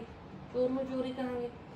ਤੇ ਗੱਲ ਇਹ ਆ ਵੀ ਦੇਖੋ ਪਿੱਛੇ ਜੋ ਕਿਸੇ ਵਿਆਹ 'ਚ ਬੈਠੇ, ਠੀਕ ਹੈ, ਤੇ ਪੱਤਰਕਾਰ ਵੀਰ ਨੇ, ਕਿਸੇ ਨੇ ਬੜਾ ਮੈਨੂੰ ਵਧੀਆ ਲੱਗੀ ਗੱਲ, ਵੀ ਜੁਰਤ ਨਾਲ ਪੁੱਛਿਆ ਵੀ ਸਾਡੇ ਪੱਤਰਕਾਰਾਂ 'ਚ ਵੀ ਹੌਸਲਾ ਆ ਗਿਆ, ਹੁਣ ਖੜਕਾਉਂਦੇ ਨੇ ਜਾ ਕੇ। ਉਹ ਗੱਲ ਨਹੀਂ ਆ ਵੀ ਹੁਣ ਉਹ ਕਿਸੇ ਦਬਾਅ ਹੇਠ ਰਹਿੰਦੇ ਨੇ। ਉਹ ਜਾ ਕੇ ਜਦੋਂ ਪੁੱਛਿਆ ਵੀ ਦੱਸੋ ਵੀ ਪੰਜਾਬ ਦੇ ਲੋਕਾਂ ਲਈ ਕਾਨੂੰਨ ਨੇ, ਤੁਸੀਂ ਇੰਨੇ ਜਣੇ ਬੈਠੇ ਹੋ, ਉਹ ਕਹਿੰਦੇ ਜੀ ਮੇਰੇ ਮਾਸਕ ਲੱਗਿਆ। ਅੱਛਾ, ਕਹਿੰਦੇ ਕੈਪਟਨ ਸਾਹਿਬ ਨੇ ਕੋਈ ਰੂਲ ਪਾਸ ਕਰਤਾ ਵੀ ਜੇ ਮਾਸਕ ਲੱਗਿਆ ਹੋਇਆ ਤੇ ਇੰਨੇ ਜਣਿਆਂ ਦਾ ਇਕੱਠ ਕਰ ਸਕਦੇ ਆ ਤੇ ਵਿਆਹ 'ਚ ਆ ਸਕਦੇ ਆ? ਜੀ ਕਹਿੰਦਾ ਮੈਂ ਤੇ ਇਕੱਲਾ ਆਇਆ। ਕਹਿੰਦੇ ਇੰਨੀ ਫੌਜ ਕਿੱਥੋਂ ਖੜੀ ਆ ਪਿੱਛੇ? ਜੇ ਇਕੱਲੇ ਆਏ ਹੋ ਚੱਲ ਤੁਹਾਨੂੰ ਪਤਾ ਲੱਗ ਗਿਆ, ਮੂਹਰੇ ਆਇਆ ਤਾਂ ਤੁਹਾਡੇ 50 ਬੰਦੇ ਇਕੱਠੇ ਕਰਵਾਓ, ਕਿ ਸੋਹਣੀ ਪੁਲਿਸ ਵੀ ਖੜੀ ਆ। ਮਤਲਬ ਕਾਨੂੰਨ, ਸਾਡੇ ਲੋਕ ਅਣਖੀ ਨੇ, ਇਹ ਤਾਂ ਹੁਣ ਲਹਾ ਸਕਦੇ ਆ ਪਰ ਝੁਕਾਉਂਦੇ ਨਹੀਂ। ਜੇ ਸਾਡੇ ਲੀਡਰ ਚੌੜ ਕਰਦੇ ਨੇ ਨਾ ਤਾਂ ਲੋਕ ਵੀ ਚੌੜ ਕਰਦੇ ਨੇ। ਜੇ ਸਾਡੇ ਲੀਡਰ ਫੁਕਰੀਆਂ ਮਾਰਦੇ ਆ ਨਾ ਤਾਂ ਲੋਕਾਂ ਨੂੰ ਵੀ ਮਾਰਨੀ ਆਉਂਦੀ ਹੈ। ਜੇ ਉਹ ਨਹੀਂ ਮਾਸਕ ਪਾਉਂਦੇ, ਲੋਕ ਕਿਉਂ ਪਾਉਣ? ਜੇ ਸਾਡੇ ਆਪਦੇ ਹੀ ਤੁਹਾਡੇ ਰੂਲਿੰਗ ਗਵਰਨਮੈਂਟ ਦੇ ਵਿੱਚ ਮੰਤਰੀ ਵਿਆਹਾਂ ਉੱਤੇ 100-100 ਬੰਦਾ ਇਕੱਠੀ ਕਰੀ ਬੈਠੇ ਆ, ਤੇ ਲੋਕਾਂ ਨੂੰ ਕਾਹਤੋਂ ਕੰਧਾਂ ਟਪਾਉਣੇ ਵਿਚਾਰਿਆਂ ਨੂੰ? ਲੋਕ ਛਾਲਾਂ ਮਾਰ ਜਾਂਦੇ ਪੁਲਿਸ ਨੂੰ ਵੇਖ ਕੇ, ਲੱਡੂ ਵਾਲੀ ਪਲੇਟ ਹੱਥ 'ਚ ਫੜ ਕੇ। ਸੋ ਗੱਲ ਤੇ ਉਹੀ ਆ ਵੀ ਲੋਕਾਂ ਨੂੰ ਤੁਸੀਂ ਚੱਜ ਨਾਲ ਮਠਿਆਈ ਨਹੀਂ ਖਾਣ ਦਿੰਦੇ, ਜਾਂ ਤੇ ਮੈਂ ਨਹੀਂ ਕਹਿੰਦੀ ਵੀ ਰੂਲ ਨਹੀਂ, ਰੂਲ ਫੋਲੋ ਕਰੋ ਸਾਰਿਆਂ ਲਈ। ਜੇ ਤੁਹਾਡੇ ਆਪਣੇ ਜਿਹੜੇ ਰਿਸਪੌਂਸਿਬਲ ਪਰਸਨ ਨੇ, ਜਿਹੜੇ ਵਿਧਾਨ ਸਭਾ ਦੇ ਵਿੱਚ ਬੈਠੇ ਆ, ਜੇ ਉਹ ਵਿਆਹਾਂ 'ਚ ਜਾ ਖੁੱਲ੍ਹੇਆਮ ਜਲੇਬੀਆਂ ਖਾ ਰਹੇ ਨੇ, ਪਿੱਛੇ 10 ਬਾਡੀਗਾਰਡ ਖੜੇ ਕਰਕੇ, ਲੋਕਾਂ ਤੋਂ ਕੋਈ ਉਮੀਦ ਕਰਦੇ ਹੋ? ਅਗਲੇ ਤਾਂ ਆਪ ਕਰਨਗੇ, ਜੇ ਲੀਡਰ ਚੌੜ ਕਰਨਗੇ ਚੌੜ ਲੋਕ ਵੀ। ਪਹਿਲਾਂ ਆਪ ਸਹੀ ਹੋ ਫਿਰ ਲੋਕਾਂ ਨੂੰ ਕਿਹੋ ਵੀ ਤੁਸੀਂ ਨਾ ਚੋਰੀਆਂ ਕਰੋ, ਠੱਗੀਆਂ ਕਰੋ। ਤੇ ਉਹੀ ਗੱਲ ਹੈ ਵੀ ਮੈਂ ਥੋੜੇ ਦਿਨ ਪਹਿਲਾਂ ਇੱਥੇ ਮੋਹਾਲੀ ਦੇ ਐਸਪੀ ਬਹੁਤ ਅੱਛੇ ਇਨਸਾਨ, ਉਹਨਾਂ ਦੇ ਨਾਲ ਮੈਂ ਗੱਲ ਕਰਦੀ ਪਈ ਸੀ, ਤੇ ਕਹਿੰਦੇ ਵੀ ਮੈਂ ਉਹਨਾਂ ਨੂੰ ਕਿਹਾ, ਮੈਂ ਕਿਹਾ ਭਾਜੀ ਵੀ ਬਾਹਰ ਪੁਲਿਸ ਸਰ ਕੇ ਗੱਲ ਕਰਦੀ ਹੈ ਪਬਲਿਕ ਦੇ ਨਾਲ। ਉਹ ਕਹਿੰਦੇ ਅਸੀਂ ਸਰ ਕੇ ਗੱਲ ਕਰ ਲਵਾਂਗੇ, ਪਹਿਲਾਂ ਪਬਲਿਕ ਨੂੰ ਵੀ ਬਾਹਰਲੀ ਪਬਲਿਕ ਦੀ ਤਰ੍ਹਾਂ ਹੋਣਾ ਪੈਣਾ, ਬਾਕੀ ਸਿਸਟਮ ਨੂੰ, ਸਰਕਾਰ ਨੂੰ ਵੀ ਬਾਹਰਲੀ ਸਰਕਾਰ ਦੀ ਤਰ੍ਹਾਂ ਇਮਾਨਦਾਰ ਹੋਣਾ ਪੈਣਾ, ਬਾਕੀ ਸਾਰੇ ਸਿਸਟਮ ਨੂੰ ਵੀ ਇਕੱਲੀ ਪੁਲਿਸ ਨਹੀਂ ਬਦਲ ਸਕਦੀ ਨਾ, ਇਕੱਲੀ ਜਦੋਂ ਬਦਲੂਗਾ ਸਾਰਾ ਸਮਾਜ ਇਕੱਠਾ ਬਦਲੂਗਾ। ਵੀ ਅਸੀਂ ਜੀ ਕਰਦੇ ਫਿਰੀਏ ਵੀ ਸਾਨੂੰ ਲੋਕ ਕਹਿਣ ਵੀ ਇਹ ਹੈ ਹੀ ਕੱਖ ਦੇ ਨਹੀਂ ਹੁਣ ਤੇ ਵੀ। ਸੋ ਉਹਨਾਂ ਦੀ ਗੱਲ ਕਿਤੇ ਨਾ ਕਿਤੇ ਸਹੀ ਸੀ ਵੀ ਪੁਲਿਸ ਦੇ ਨਾਲ ਨਾਲ ਸਾਰਾ ਸਮਾਜ ਬਦਲਣਾ ਪੈਣਾ। ਕਿਸੇ ਵੀ ਇਮਾਨਦਾਰ ਲੀਡਰ ਮੰਨ ਲਓ ਪੁਲਿਸ ਦੇ ਵਿੱਚ ਆ ਗਿਆ, ਉਹਨੂੰ ਕਿੱਥੋਂ ਤੱਕ ਉਹ ਮਜਬੂਰ ਕਰਨਗੇ ਲੀਡਰ, ਜਦੋਂ ਇਹੀ ਕਹਤਾ ਵੀ ਮੈਨੂੰ ਆਹ ਥਾਣੇ ਚੋਂ ਮਹੀਨੇ ਦਾ 10 ਲੱਖ ਰੁਪਏ ਚਾਹੀਦਾ, ਇਮਾਨਦਾਰ ਬੰਦਾ ਕੀ ਕਰੂ? ਉਹਨੇ ਆਪਣੇ ਬੱਚਿਆਂ ਦੀ ਰੋਟੀ ਵੀ ਚਲਾਉਣੀ ਹੈ। ਹੁਣ ਜਾ ਕੇ ਅਸੀਂ ਸਸਪੈਂਡ ਪੁਲਿਸ ਨੂੰ ਕਰ ਦਈਏ, ਫੜਨਾ ਤਾਂ ਜਾ ਕੇ ਸਿੱਧਾ ਲੀਡਰ ਨੂੰ ਫੜੋ ਜਿਹੜਾ ਉਹਨੂੰ ਬੇਈਮਾਨੀ ਕਰਨ ਲਈ ਮਜਬੂਰ ਕਰਦਾ। ਤੁਹਾਡਾ ਮਤਲਬ ਕਹਿੰਦਾ ਵੀ ਲੀਡਰਾਂ ਲਈ ਰੂਲ ਹੋਰ ਨੇ, ਆਮ ਪਬਲਿਕ ਲਈ ਰੂਲ ਹੋਰ ਨੇ? ਨਹੀਂ, ਲੀਡਰ ਦੇ ਲਈ ਰੂਲ ਹੈ ਹੀ ਨਹੀਂ। ਉਹ ਕਹਿੰਦੇ ਵੀ ਅਸੀਂ ਜੋ ਮਰਜ਼ੀ ਕਰੀਏ। ਇਹ ਅਸੀਂ ਪੰਜਾਬੀ ਕੌਮ ਆ, ਅਸੀਂ ਸਾਨੂੰ ਪਤਾ, ਅਸੀਂ ਬਣਾਇਆ ਤੁਹਾਨੂੰ, ਅਸੀਂ ਵੋਟਾਂ ਪਾਈਆਂ। ਇਹ ਡਿਕਟੇਟਰਸ਼ਿਪ ਨਹੀਂ ਆ, ਇੱਥੇ ਲੋਕਤੰਤਰ ਆ, ਇੱਥੇ ਡੈਮੋਕ੍ਰੇਸੀ ਆ। ਤੇ ਜੇ ਤੁਸੀਂ ਲੋਕਾਂ ਸਾਹਮਣੇ ਰੋਲ ਮਾਡਲ ਨਹੀਂ ਬਣਦੇ, ਲੋਕ ਉਵੇਂ ਹੀ ਕਰਨਗੇ। ਜੇ ਤੁਸੀਂ ਬਦਮਾਸ਼ੀਆਂ ਕਰੋਗੇ, ਬਦਮਾਸ਼ੀ ਤੁਹਾਡੇ ਤੇ ਲੋਕ ਵੀ ਕਰਨਗੇ। ਜੇ 4 ਸਾਲ ਤੁਸੀਂ ਲੋਕਾਂ ਨੂੰ ਲੁੱਟਿਆ, ਅੱਜ ਲੋਕ ਤੁਹਾਨੂੰ ਵੀ ਲੁੱਟਣਗੇ। ਤੁਸੀਂ ਅਧਿਆਪਕ ਵੇਖ ਲਓ ਕੀ ਹਾਲ ਕੀਤਾ ਪਟਿਆਲੇ ਦੇ ਵਿੱਚ, ਘੜੀਸ ਕੇ ਲਤਾੜਿਆ। ਮੈਂ ਇਹ ਕਹਿੰਦੀ ਆ, ਨਹੀਂ ਇਹ ਤਾਂ ਹੁਣ 2 ਨੌਕਰੀਆਂ ਵੀ ਦਿੱਤੀਆਂ, ਤੁਸੀਂ ਦੇਖਿਆ ਹੋਣਾ ਵਿਧਾਇਕਾਂ ਨੂੰ, ਤੇ ਬੱਚਿਆਂ ਨੂੰ ਨੌਕਰੀਆਂ ਵੀ ਦਿੱਤੀਆਂ ਇਹਨਾਂ ਨੇ। ਦੇਖੋ ਉਹਦੇ ਖਿਲਾਫ ਵੀ ਤਾਂ ਅਸੀਂ ਕੈਪਟਨ ਸਾਹਿਬ ਦੀ ਕੋਠੀ ਦਾ ਘਰਾਓ ਕੀਤਾ ਸੀ। ਉਹ ਕੋਠੀ ਤਾਂ ਸਾਨੂੰ ਦਿਸੀ ਨਹੀਂ, ਲੋਕਾਂ ਦੀ ਉੱਥੋਂ ਤੱਕ ਪਹੁੰਚ ਹੈ ਨਹੀਂ, ਬਾਵਾ ਦੂਰ ਖੜੇ ਸੀ ਅਸੀਂ ਪਿੱਛੋਂ ਤੱਕ। ਤੇ ਇਹ ਆ ਵੀ ਨੌਕਰੀਆਂ ਨੇ, ਅੱਜ ਨੌਕਰੀਆਂ ਨੇ ਆਪਣੇ ਫਤਿਹ ਜੰਗ ਦੇ ਬੇਟੇ ਨੂੰ ਦਿੱਤੀ ਜਾ ਰਹੀ ਆ, ਰਵਨੀਤ ਬਿੱਟੂ ਦੇ ਭਰਾ ਨੂੰ ਡੀਐਸਪੀ ਲਾਤਾ, ਇਹਨਾਂ ਦੇ ਹੋਰ ਵਿਧਾਇਕ ਨੇ ਤਹਿਸੀਲਦਾਰ ਲਾਤਾ, ਕਿਸੇ ਨੂੰ ਕੁਛ ਲਾਤਾ। ਜਿਹੜੇ ਆਹ ਟੈਟ ਪਾਸ ਅਧਿਆਪਕ ਜਿਨ੍ਹਾਂ ਨੂੰ ਸਾਡੇ ਅਧਿਆਪਕ ਕਹਿੰਦੇ, ਇੰਗਲਿਸ਼ ਟੀਚਰ ਕਹਿੰਦੇ, ਕਿਸੇ ਟਾਈਮ ਇਹਨਾਂ ਨੂੰ ਗੁਰੂ ਕਿਹਾ ਜਾਂਦਾ ਸੀ। ਮਤਲਬ ਜਿਨ੍ਹਾਂ ਨੇ ਦੇਸ਼ ਦਾ ਆਉਣ ਵਾਲਾ ਭਵਿੱਖ ਤਿਆਰ ਕਰਨਾ, ਜਿਨ੍ਹਾਂ ਨੇ ਦੇਸ਼ ਦੇ ਵਿਕਾਸ ਦੀ ਨੀਂਹ ਰੱਖਣੀ ਆ, ਬੱਚੇ ਜਿਹੜਾ ਦੇਸ਼ ਦਾ ਭਵਿੱਖ ਹੁੰਦੇ ਆ। ਸੋ ਅਧਿਆਪਕ ਉਹਨਾਂ ਨੂੰ ਜੋ ਸਿਖਾਉਂਦੇ ਆ, ਜਿਸ ਤਰੀਕੇ ਸਿਖਾਉਂਦੇ ਆ, ਉਹ ਉਸੇ ਤਰੀਕੇ ਦਾ ਸਮਾਜ ਦਾ ਭਵਿੱਖ ਤਿਆਰ ਕਰਦੇ ਆ। ਜਦੋਂ ਕੈਪਟਨ ਸਰਕਾਰ, ਕਾਂਗਰਸ ਸਰਕਾਰ ਜਾਂ ਕੋਈ ਵੀ ਗਵਰਨਮੈਂਟ, ਕੋਈ ਵੀ ਬੰਦਾ ਅਧਿਆਪਕ ਨੂੰ ਪੈਰਾਂ 'ਚ ਲਤਾੜ ਰਿਹਾ ਹੁੰਦਾ, ਉਹ ਕਦੇ ਵੀ ਅਧਿਆਪਕ ਨੂੰ ਪੈਰਾਂ 'ਚ ਨਹੀਂ ਲਤਾੜਦਾ। ਉਹ ਸਾਡੇ ਦੇਸ਼ ਦਾ ਭਵਿੱਖ ਪੈਰਾਂ 'ਚ ਲਤਾੜ ਰਿਹਾ ਹੁੰਦਾ। ਉਹਨੇ ਦੇਸ਼ ਦੇ ਭਵਿੱਖ ਨੂੰ ਲੱਤ ਮਾਰੀ ਹੁੰਦੀ ਆ, ਅਧਿਆਪਕ ਨੂੰ ਨਹੀਂ ਮਾਰਦੇ। ਜਿਹੜੀ ਵੀ ਸਰਕਾਰ ਅਧਿਆਪਕ ਨੂੰ, ਮੈਂ ਕਹਿੰਦੀ ਹਾਂ, ਪੈਰਾਂ 'ਚ ਲਤਾੜ ਸਕਦੀ ਹੈ ਬਾਈ ਜੀ, ਉਹ ਕਿਸੇ ਨੂੰ ਵੀ ਲਤਾੜ ਸਕਦੀ ਹੈ। ਜਿਹਨੂੰ ਅਧਿਆਪਕ ਦੀ ਕਦਰ ਨਹੀਂ, ਜਿਹਨੂੰ ਸਟ੍ਰੈਸ ਫਰੀ ਰੱਖਣਾ ਜ਼ਰੂਰੀ ਆ, ਜਿਹਨੂੰ ਇੱਕ ਅਧਿਆਪਕ ਨੂੰ ਪੁਰਾਣੇ ਸਮੇਂ 'ਚ ਗੁਰੂ ਕਹਿ ਕੇ ਬੁਲਾਇਆ ਜਾਂਦਾ ਸੀ। ਜੇ ਅਧਿਆਪਕ ਦੀ ਇੱਜ਼ਤ ਹੈ ਨਹੀਂ, ਐਸੇ ਪੜ੍ਹੇ ਲਿਖੇ ਵਿਦਵਾਨਾਂ ਦੀ, ਜਿਹਨੇ ਤੁਹਾਡੇ ਬੱਚਿਆਂ ਨੂੰ ਸਿੱਖਿਆ ਦੇਣੀ ਆ, ਸੰਸਕਾਰ ਦੇਣੇ ਆ, ਉਹਨਾਂ ਦਾ ਨੀਂਹ ਰੱਖਣੀ ਆ ਸਮਾਜ ਦੇ ਵਿੱਚ, ਜੇ ਉਹਨਾਂ ਦੀ ਇੱਜ਼ਤ ਹੈ ਨਹੀਂ, ਉਹ ਸਰਕਾਰ ਕਿਸੇ ਦੀ ਇੱਜ਼ਤ ਨਹੀਂ ਕਰ ਸਕਦੀ। ਉਹ ਕਿਸੇ ਵਰਗ ਨੂੰ ਖੁਸ਼ ਨਹੀਂ ਕਰ ਸਕਦੀ ਜਿਹੜੀ ਅਧਿਆਪਕ ਵਰਗ ਨੂੰ ਨਹੀਂ ਖੁਸ਼ ਕਰ ਸਕਦੀ। 25,000 ਨੌਕਰੀਆਂ ਨੇ, ਲੱਖ ਘਰ ਨੌਕਰੀ ਦੇਣ ਦਾ ਵਾਅਦਾ ਕੀਤਾ, ਇਕੱਲੇ ਅਧਿਆਪਕਾਂ ਨੂੰ ਇਹਨਾਂ ਤੋਂ ਨੌਕਰੀਆਂ ਨਹੀਂ ਭੇਜ ਦਿੱਤੀਆਂ। ਕਿਹੋ ਜਿਹੀਆਂ ਗੱਲਾਂ ਕਰਦੇ ਜੀ। ਦੇਖੋ, ਆਪਣੀ ਜਿਹੜੀ ਪੰਜਾਬ ਦੀ ਧਰਤੀ ਹੈ, ਗੁਰੂ ਪੀਰਾਂ ਦੀ ਧਰਤੀ ਹੈ, ਇੱਥੇ ਹੀ ਸ੍ਰੀ ਗੁਰੂ ਗ੍ਰੰਥ ਸਾਹਿਬ ਦੀ ਬੇਅਦਬੀ ਕੀਤੀ ਜਾਂਦੀ ਹੈ। ਉਸ ਤੋਂ ਬਾਅਦ 1.5 ਸਾਲ ਅਕਾਲੀ ਦਲ ਦੀ ਸਰਕਾਰ ਰਹਿੰਦੀ ਹੈ। ਹੁਣ 4.5 ਕੈਪਟਨ ਸਾਹਿਬ ਨੂੰ ਵੀ ਹੋ ਗਿਆ ਆ, ਲੇਕਿਨ ਦੋਸ਼ੀ ਹਲੇ ਤੱਕ ਨਹੀਂ ਫੜੇ ਗਏ। ਤੁਸੀਂ ਇਹਦੇ ਬਾਰੇ ਕੀ ਕਹੋਗੇ? ਦੇਖੋ, ਦੋਸ਼ੀ ਫੜਨ ਦੀ ਜੇ ਨੀਤ ਹੋਵੇ, ਜੇ ਇਹਨਾਂ ਨੂੰ ਇਹ ਹੋਵੇ ਵੀ ਜਿਹੜੇ ਗੁਨਾਹਗਾਰ ਆ ਜਾਂ ਸਾਡੇ ਧਾਰਮਿਕ ਗ੍ਰੰਥਾਂ ਦੀ ਜਿਨ੍ਹਾਂ ਨੇ ਬੇਅਦਬੀ ਕੀਤੀ ਉਹਨਾਂ ਨੂੰ ਫੜਨਾ, ਜਾਂ ਸਾਡੇ ਕਿਹੋ ਜੀ ਕੀ ਮਤਲਬ ਪੁਰਾਣੇ ਜਦੋਂ ਇਹਨਾਂ ਨੇ ਲਗਾਤਾਰ 10 ਸਾਲ ਰਾਜ ਕੀਤਾ, ਅਕਾਲੀਆਂ ਨੇ ਕੀ ਘਪਲੇ ਨਹੀਂ ਕੀਤੇ। ਸੋ ਜੇ ਇਹਨਾਂ ਦੀ ਨੀਤ ਹੋਵੇ, ਕੈਪਟਨ ਸਰਕਾਰ ਨੂੰ ਪਤਾ ਹੋਵੇ ਵੀ ਸਮਾਜ ਦੇ ਵਿੱਚ ਅਸੀਂ ਬੇਗੁਨਾਹਾਂ ਨੂੰ ਰਿਹਾ ਕਰਨਾ ਤੇ ਗੁਨਾਹਗਾਰਾਂ ਨੂੰ ਫੜਨਾ, ਤੇ ਬਹੁਤ ਕੁਝ ਹੋ ਸਕਦਾ। ਗੱਲ ਇਹ ਆ ਵੀ ਇਹਨਾਂ ਨੂੰ ਇਸ ਗੱਲ ਦਾ ਨਹੀਂ ਪਤਾ। ਹਰ ਵੇਲੇ ਪੋਲੀਟੀਕਲ ਦਾਅਵੇ 'ਚ ਵੇਖਦੇ ਆ ਵੀ ਕਿਸ ਚੀਜ਼ 'ਚ ਵਾਧਾ, ਕਿਸ ਚੀਜ਼ 'ਚ ਨੁਕਸਾਨ ਆ। ਜੇ ਹੁਣ ਉਹਨਾਂ ਨਾਲ ਸਲਾਹ ਕਰਦੇ ਹੋਣੇ ਬਾਦਲਾਂ ਨਾਲ ਵੀ ਜੇ ਤੁਹਾਨੂੰ ਅਸੀਂ ਫੜ ਲਈਏ ਇੱਕ ਵਾਰੀ, ਵੀ ਲੋਕਾਂ 'ਚ ਬੱਲੇ ਬੱਲੇ ਜੀ ਹੋ ਜੇ, ਲੋਕ ਸਾਨੂੰ ਵੋਟ ਪਾਉਣੇ ਜੋਗੇ ਹੋ ਜਾਣ, ਜੇ ਸਾਡੀ ਸਰਕਾਰ ਆ ਗਈ ਤਾਂ ਤੁਹਾਨੂੰ ਛੱਡ ਦਾਂਗੇ। ਬਾਦਲ ਇਹ ਕਹਿੰਦਾ ਹੋਣਾ ਜੇ ਆਮ ਆਦਮੀ ਦੀ ਸਰਕਾਰ ਆ ਗਈ ਉਹਨਾਂ ਨੇ ਛੱਡਣਾ ਨਹੀਂ। ਮੈਂ ਤੇ ਫਸ ਗਿਆ। ਹੁਣ ਪੰਗਾ ਉੱਥੇ ਵੀ ਪੈਂਦਾ।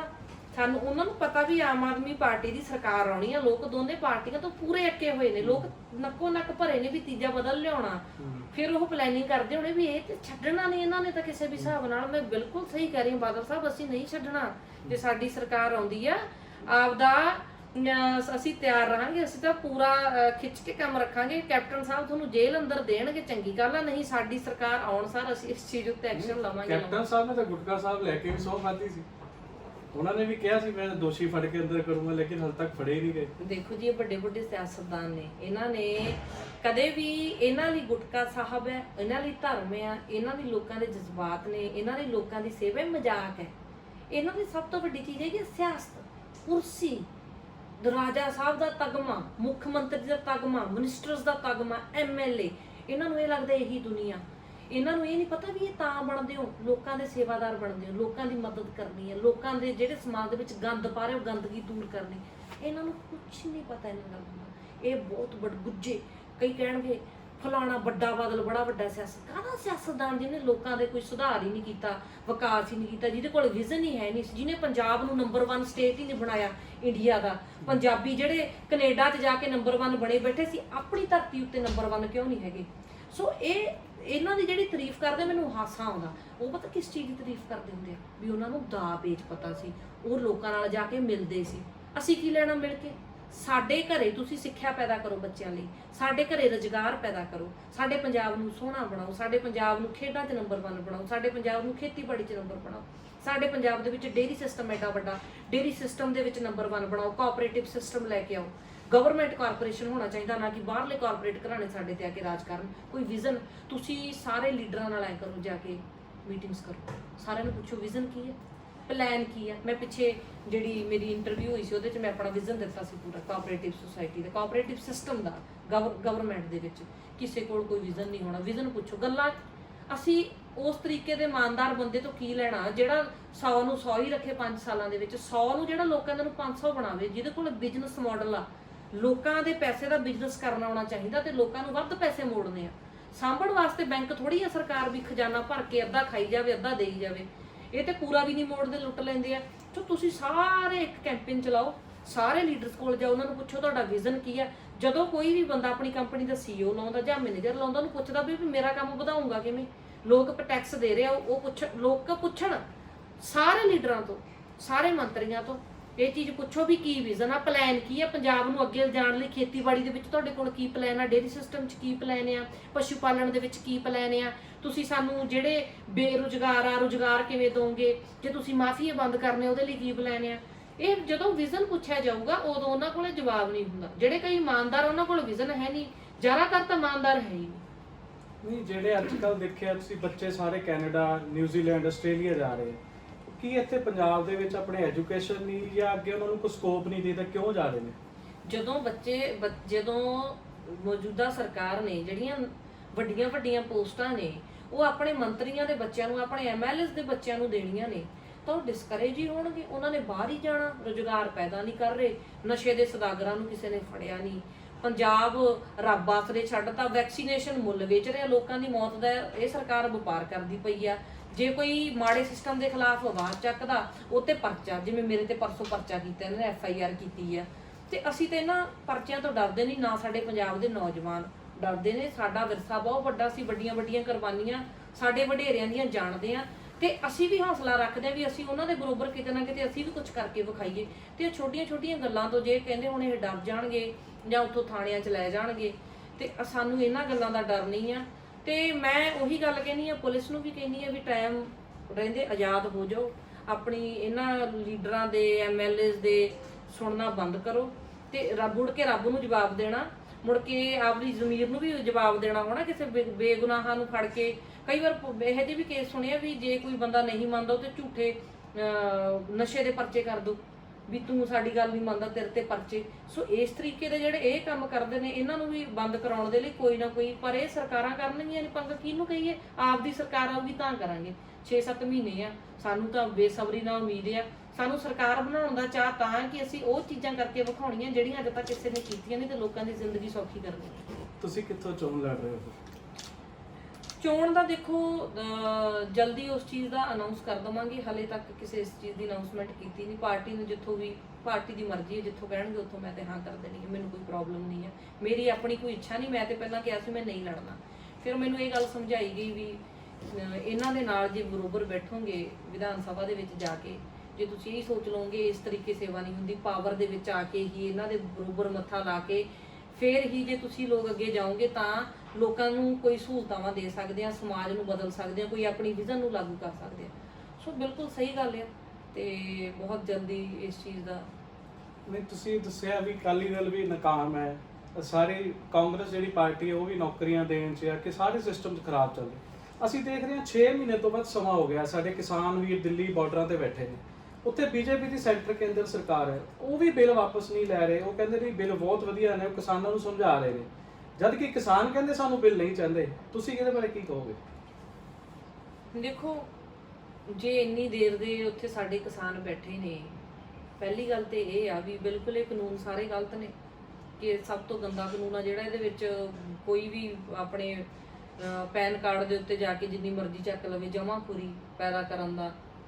ਤਾਂ ਹੀ ਮੈਂ ਕਹਿੰਦੀ ਵੀ ਗਵਰਨਮੈਂਟ ਕਾਰਪੋਰੇਸ਼ਨ ਹੋਣੀ ਚਾਹੀਦੀ ਹੈ ਸਾਡੀ, ਆਪਦੀ ਸਰਕਾਰ ਚੱਕੇ, ਰਾਜ ਸਰਕਾਰ, ਉਹ ਉਸ ਤਰੀਕੇ ਕੰਮ ਕਰੇ, ਲੋਕਾਂ ਲਈ ਕੰਮ ਕਰੇ ਜਾ ਕੇ, ਨਾ ਕਿ ਅਸੀਂ ਉਸ ਚੀਜ਼ ਦੇ ਹੱਕ ਦੇ ਵਿੱਚ ਆ ਕਿ ਬਾਹਰੋਂ ਕੋਈ ਕੋਆਪਰੇਟਿਵ ਘਰਾਣਾ ਆ ਕੇ ਇੱਥੋਂ ਕਣਕ ਚੱਕ ਲੇ, ਕਣਕ ਸਾਰੀ ਵੇਚ ਲੇ, ਆਲੂ ਚੱਕ ਲੇ, ਆਲੂ ਸਾਰਾ ਅੱਗੇ ਵੇਚ ਦੇ। ਅਸੀਂ ਕਿ ਆਲੂ ਵੇਚੀਏ? ਅਸੀਂ ਚਿਪਸ ਵੇਚਾਂ, ਸਾਨੂੰ ਚਿਪਸ ਦੀ ਕੀਮਤ ਚਾਹੀਦੀ ਹੈ।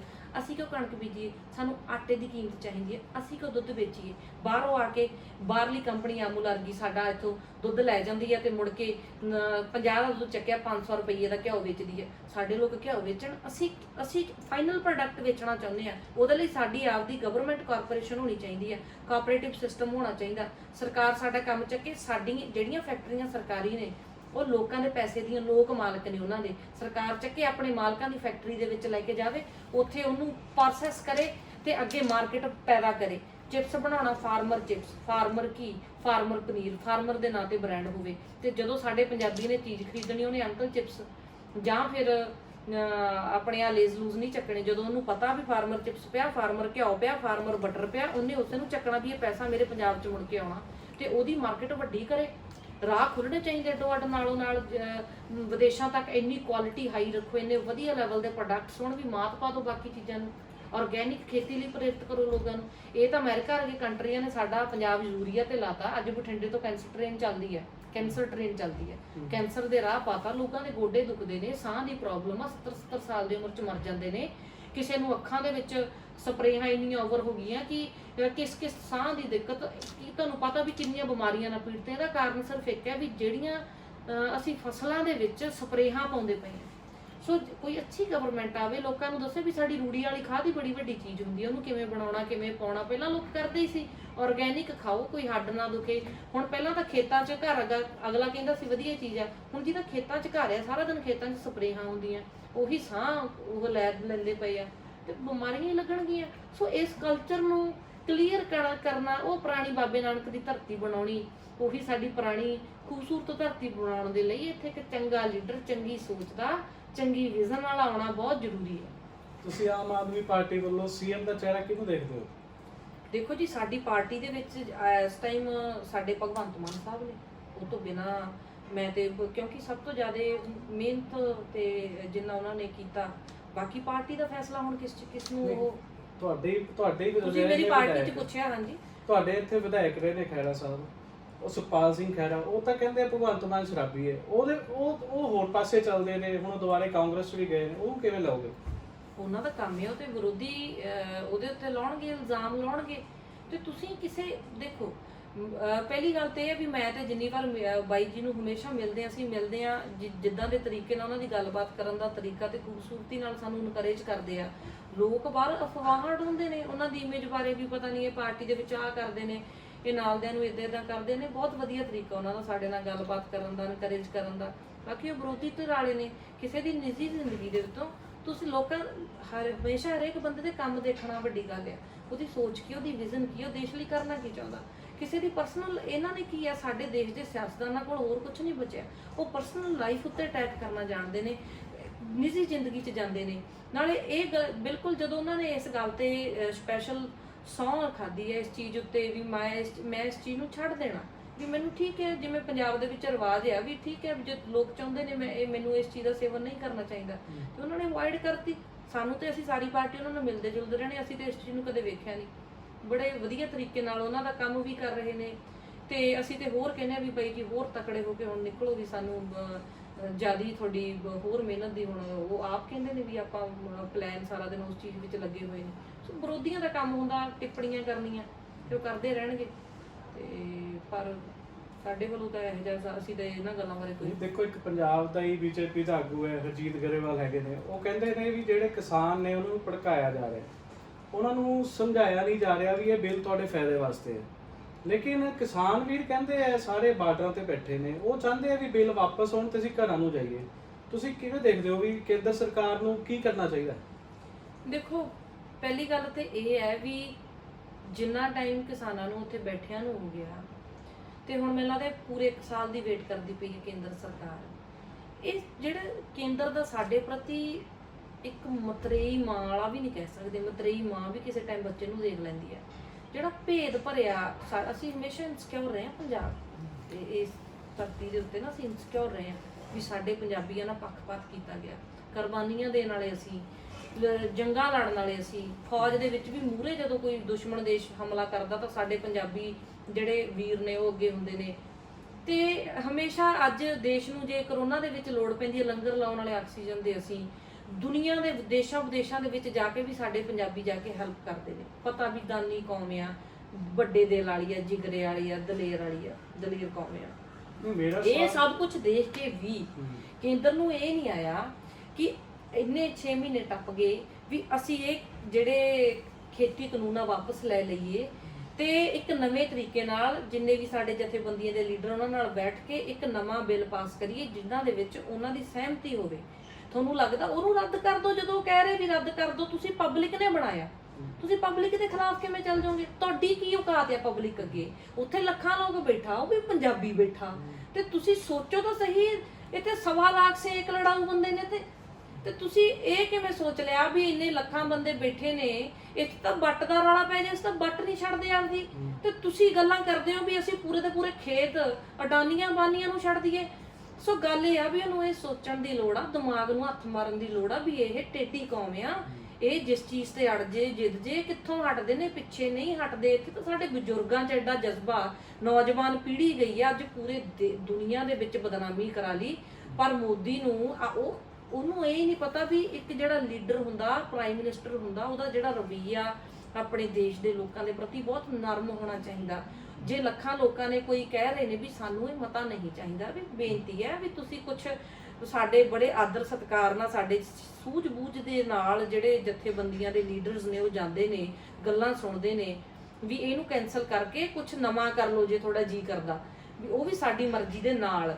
ਪਰ ਗੱਲ ਇਹ ਆ ਵੀ ਅਮੈਂਡਮੈਂਟਸ ਕਰ ਦਿੰਦੇ ਵੀ ਜਦੋਂ ਇੰਨੇ ਲੋਕਾਂ ਦੇ ਜਜ਼ਬਾਤ ਜੁੜੇ, ਅਗਲੇ ਨਹੀਂ ਭਾਲਦੇ ਅਮੈਂਡਮੈਂਟਸ ਹੋਣ, ਲੀਡਰਾਂ ਦੇ ਹੱਥ ਵੀ ਨਹੀਂ, ਕਿਉਂਕਿ ਪਬਲਿਕ ਨਹੀਂ ਚਾਹੁੰਦੀ ਅਮੈਂਡਮੈਂਟਸ ਹੋਣ ਵੀ ਇਹਨਾਂ ਨੂੰ ਰੱਦ ਕੀਤਾ ਜਾਵੇ। ਤਾਂ ਉਹ ਕਿਹੜੀ ਤਾਨਾਸ਼ਾਹੀ ਇਖਤਿਆਰ ਕਰੀ ਬੈਠੇ ਆ, ਕਿਹੜੇ ਮਤਲਬ ਕਿ ਆਪਣੇ ਆਪ ਨੂੰ ਕਿਸ ਦੁਨੀਆ ਦੇ ਵਿੱਚ ਰੱਖਿਆ ਹੋਇਆ। ਕਿਉਂਕਿ ਇੰਨੇ ਲੋਕਾਂ ਦੇ ਪਬਲਿਕ ਜਦੋਂ ਇਕੱਠੀ ਹੋ ਜਾਵੇ ਨਾ, ਤੇ ਕਿਸੇ ਵੀ ਲੀਡਰ ਦੀ ਕੋਈ ਹਿੰਮਤ ਨਹੀਂ ਰਹਿ ਜਾਂਦੀ ਵੀ ਉਹ ਪਬਲਿਕ ਦੇ ਫੈਸਲੇ ਨੂੰ ਮੁੱਕਰ ਜਾਵੇ। ਪਰ ਸਾਡਾ ਗੱਲ ਇਹ ਆ ਵੀ ਸਾਡਾ ਜਿਹੜਾ ਦੇਸ਼ ਆ, ਇਹ ਮੈਨੂੰ 1947 ਯਾਦ ਆਉਂਦੀ ਹੈ ਅੱਜ ਮੋਦੀ ਨੂੰ ਵੇਖ ਕੇ। 1947 ਚ ਜਦੋਂ ਗੋਰਿਆਂ ਨੇ ਸਾਨੂੰ ਤੰਗ ਕੀਤਾ ਸੀ, ਇਹ ਸੇਮ ਇਹ ਗੋਰਿਆਂ ਦਾ ਵੀ ਪਿਓ ਆ, ਕਿਉਂਕਿ ਇਹਨੂੰ ਤਾਂ ਅਸੀਂ ਵੋਟਾਂ ਦੇ ਕੇ ਬਣਾਇਆ ਸੀ। ਇਹਨੇ ਗੋਰੇ ਵੀ ਪਿੱਛੇ ਛੱਡ ਤੇ ਜਿਸ ਤਰੀਕੇ ਇਹ ਜ਼ੁਲਮ ਢਾਉਣ ਲੱਗਿਆ ਹੋਇਆ ਲੋਕਾਂ ਦੇ ਉੱਤੇ। ਸੋ ਇਹ ਜਿਹੜੀ ਆਜ਼ਾਦੀ ਹੈ, ਤੁਸੀਂ ਵੀ ਇਹ ਮੰਨਦੇ ਹੋ ਵੀ ਅਸੀਂ ਕਿਤੇ ਨਾ ਕਿਤੇ ਪੂਰਨ ਤੌਰ ਤੇ ਆਜ਼ਾਦ ਹੈ ਨਹੀਂ। ਅਸੀਂ ਜਿੰਨੀ ਰੋਜ਼ ਸਾਡੇ ਮਜ਼ਦੂਰ ਨੇ ਜਾਂ ਮਿਡਲ ਕਲਾਸ ਆ ਜਾਂ ਗਰੀਬ ਬੰਦਾ, ਗਰੀਬ ਕੋਈ ਹੁੰਦਾ ਨਹੀਂ, ਮੈਨੂੰ ਬੜਾ ਭੈੜਾ ਸ਼ਬਦ ਲੱਗਦਾ ਹੈ। ਮੈਂ ਮੰਨਦੀ ਹਾਂ ਵੀ ਜ਼ਰੂਰਤਮੰਦ ਲੋਕ ਹੁੰਦੇ ਆ ਜਿਨ੍ਹਾਂ ਨੂੰ ਇਹਨਾਂ ਨੇ ਹੱਕ ਮਾਰੇ ਆ। ਗਰੀਬ ਉਹ ਨੇ ਜਿਹੜੇ ਹੱਕ ਮਾਰਦੇ ਨੇ, ਜਿਨ੍ਹਾਂ ਦੇ ਦਿਲ ਛੋਟੇ ਨੇ, ਇਹ ਤੇ ਦਿਲ ਵੱਡੇ ਕਰਕੇ ਕੰਮ ਕਰਦੇ ਨੇ। ਸੋ ਦਿਲ ਵੱਡੇ ਵਾਲਾ ਅਮੀਰ ਹੀ ਹੁੰਦਾ।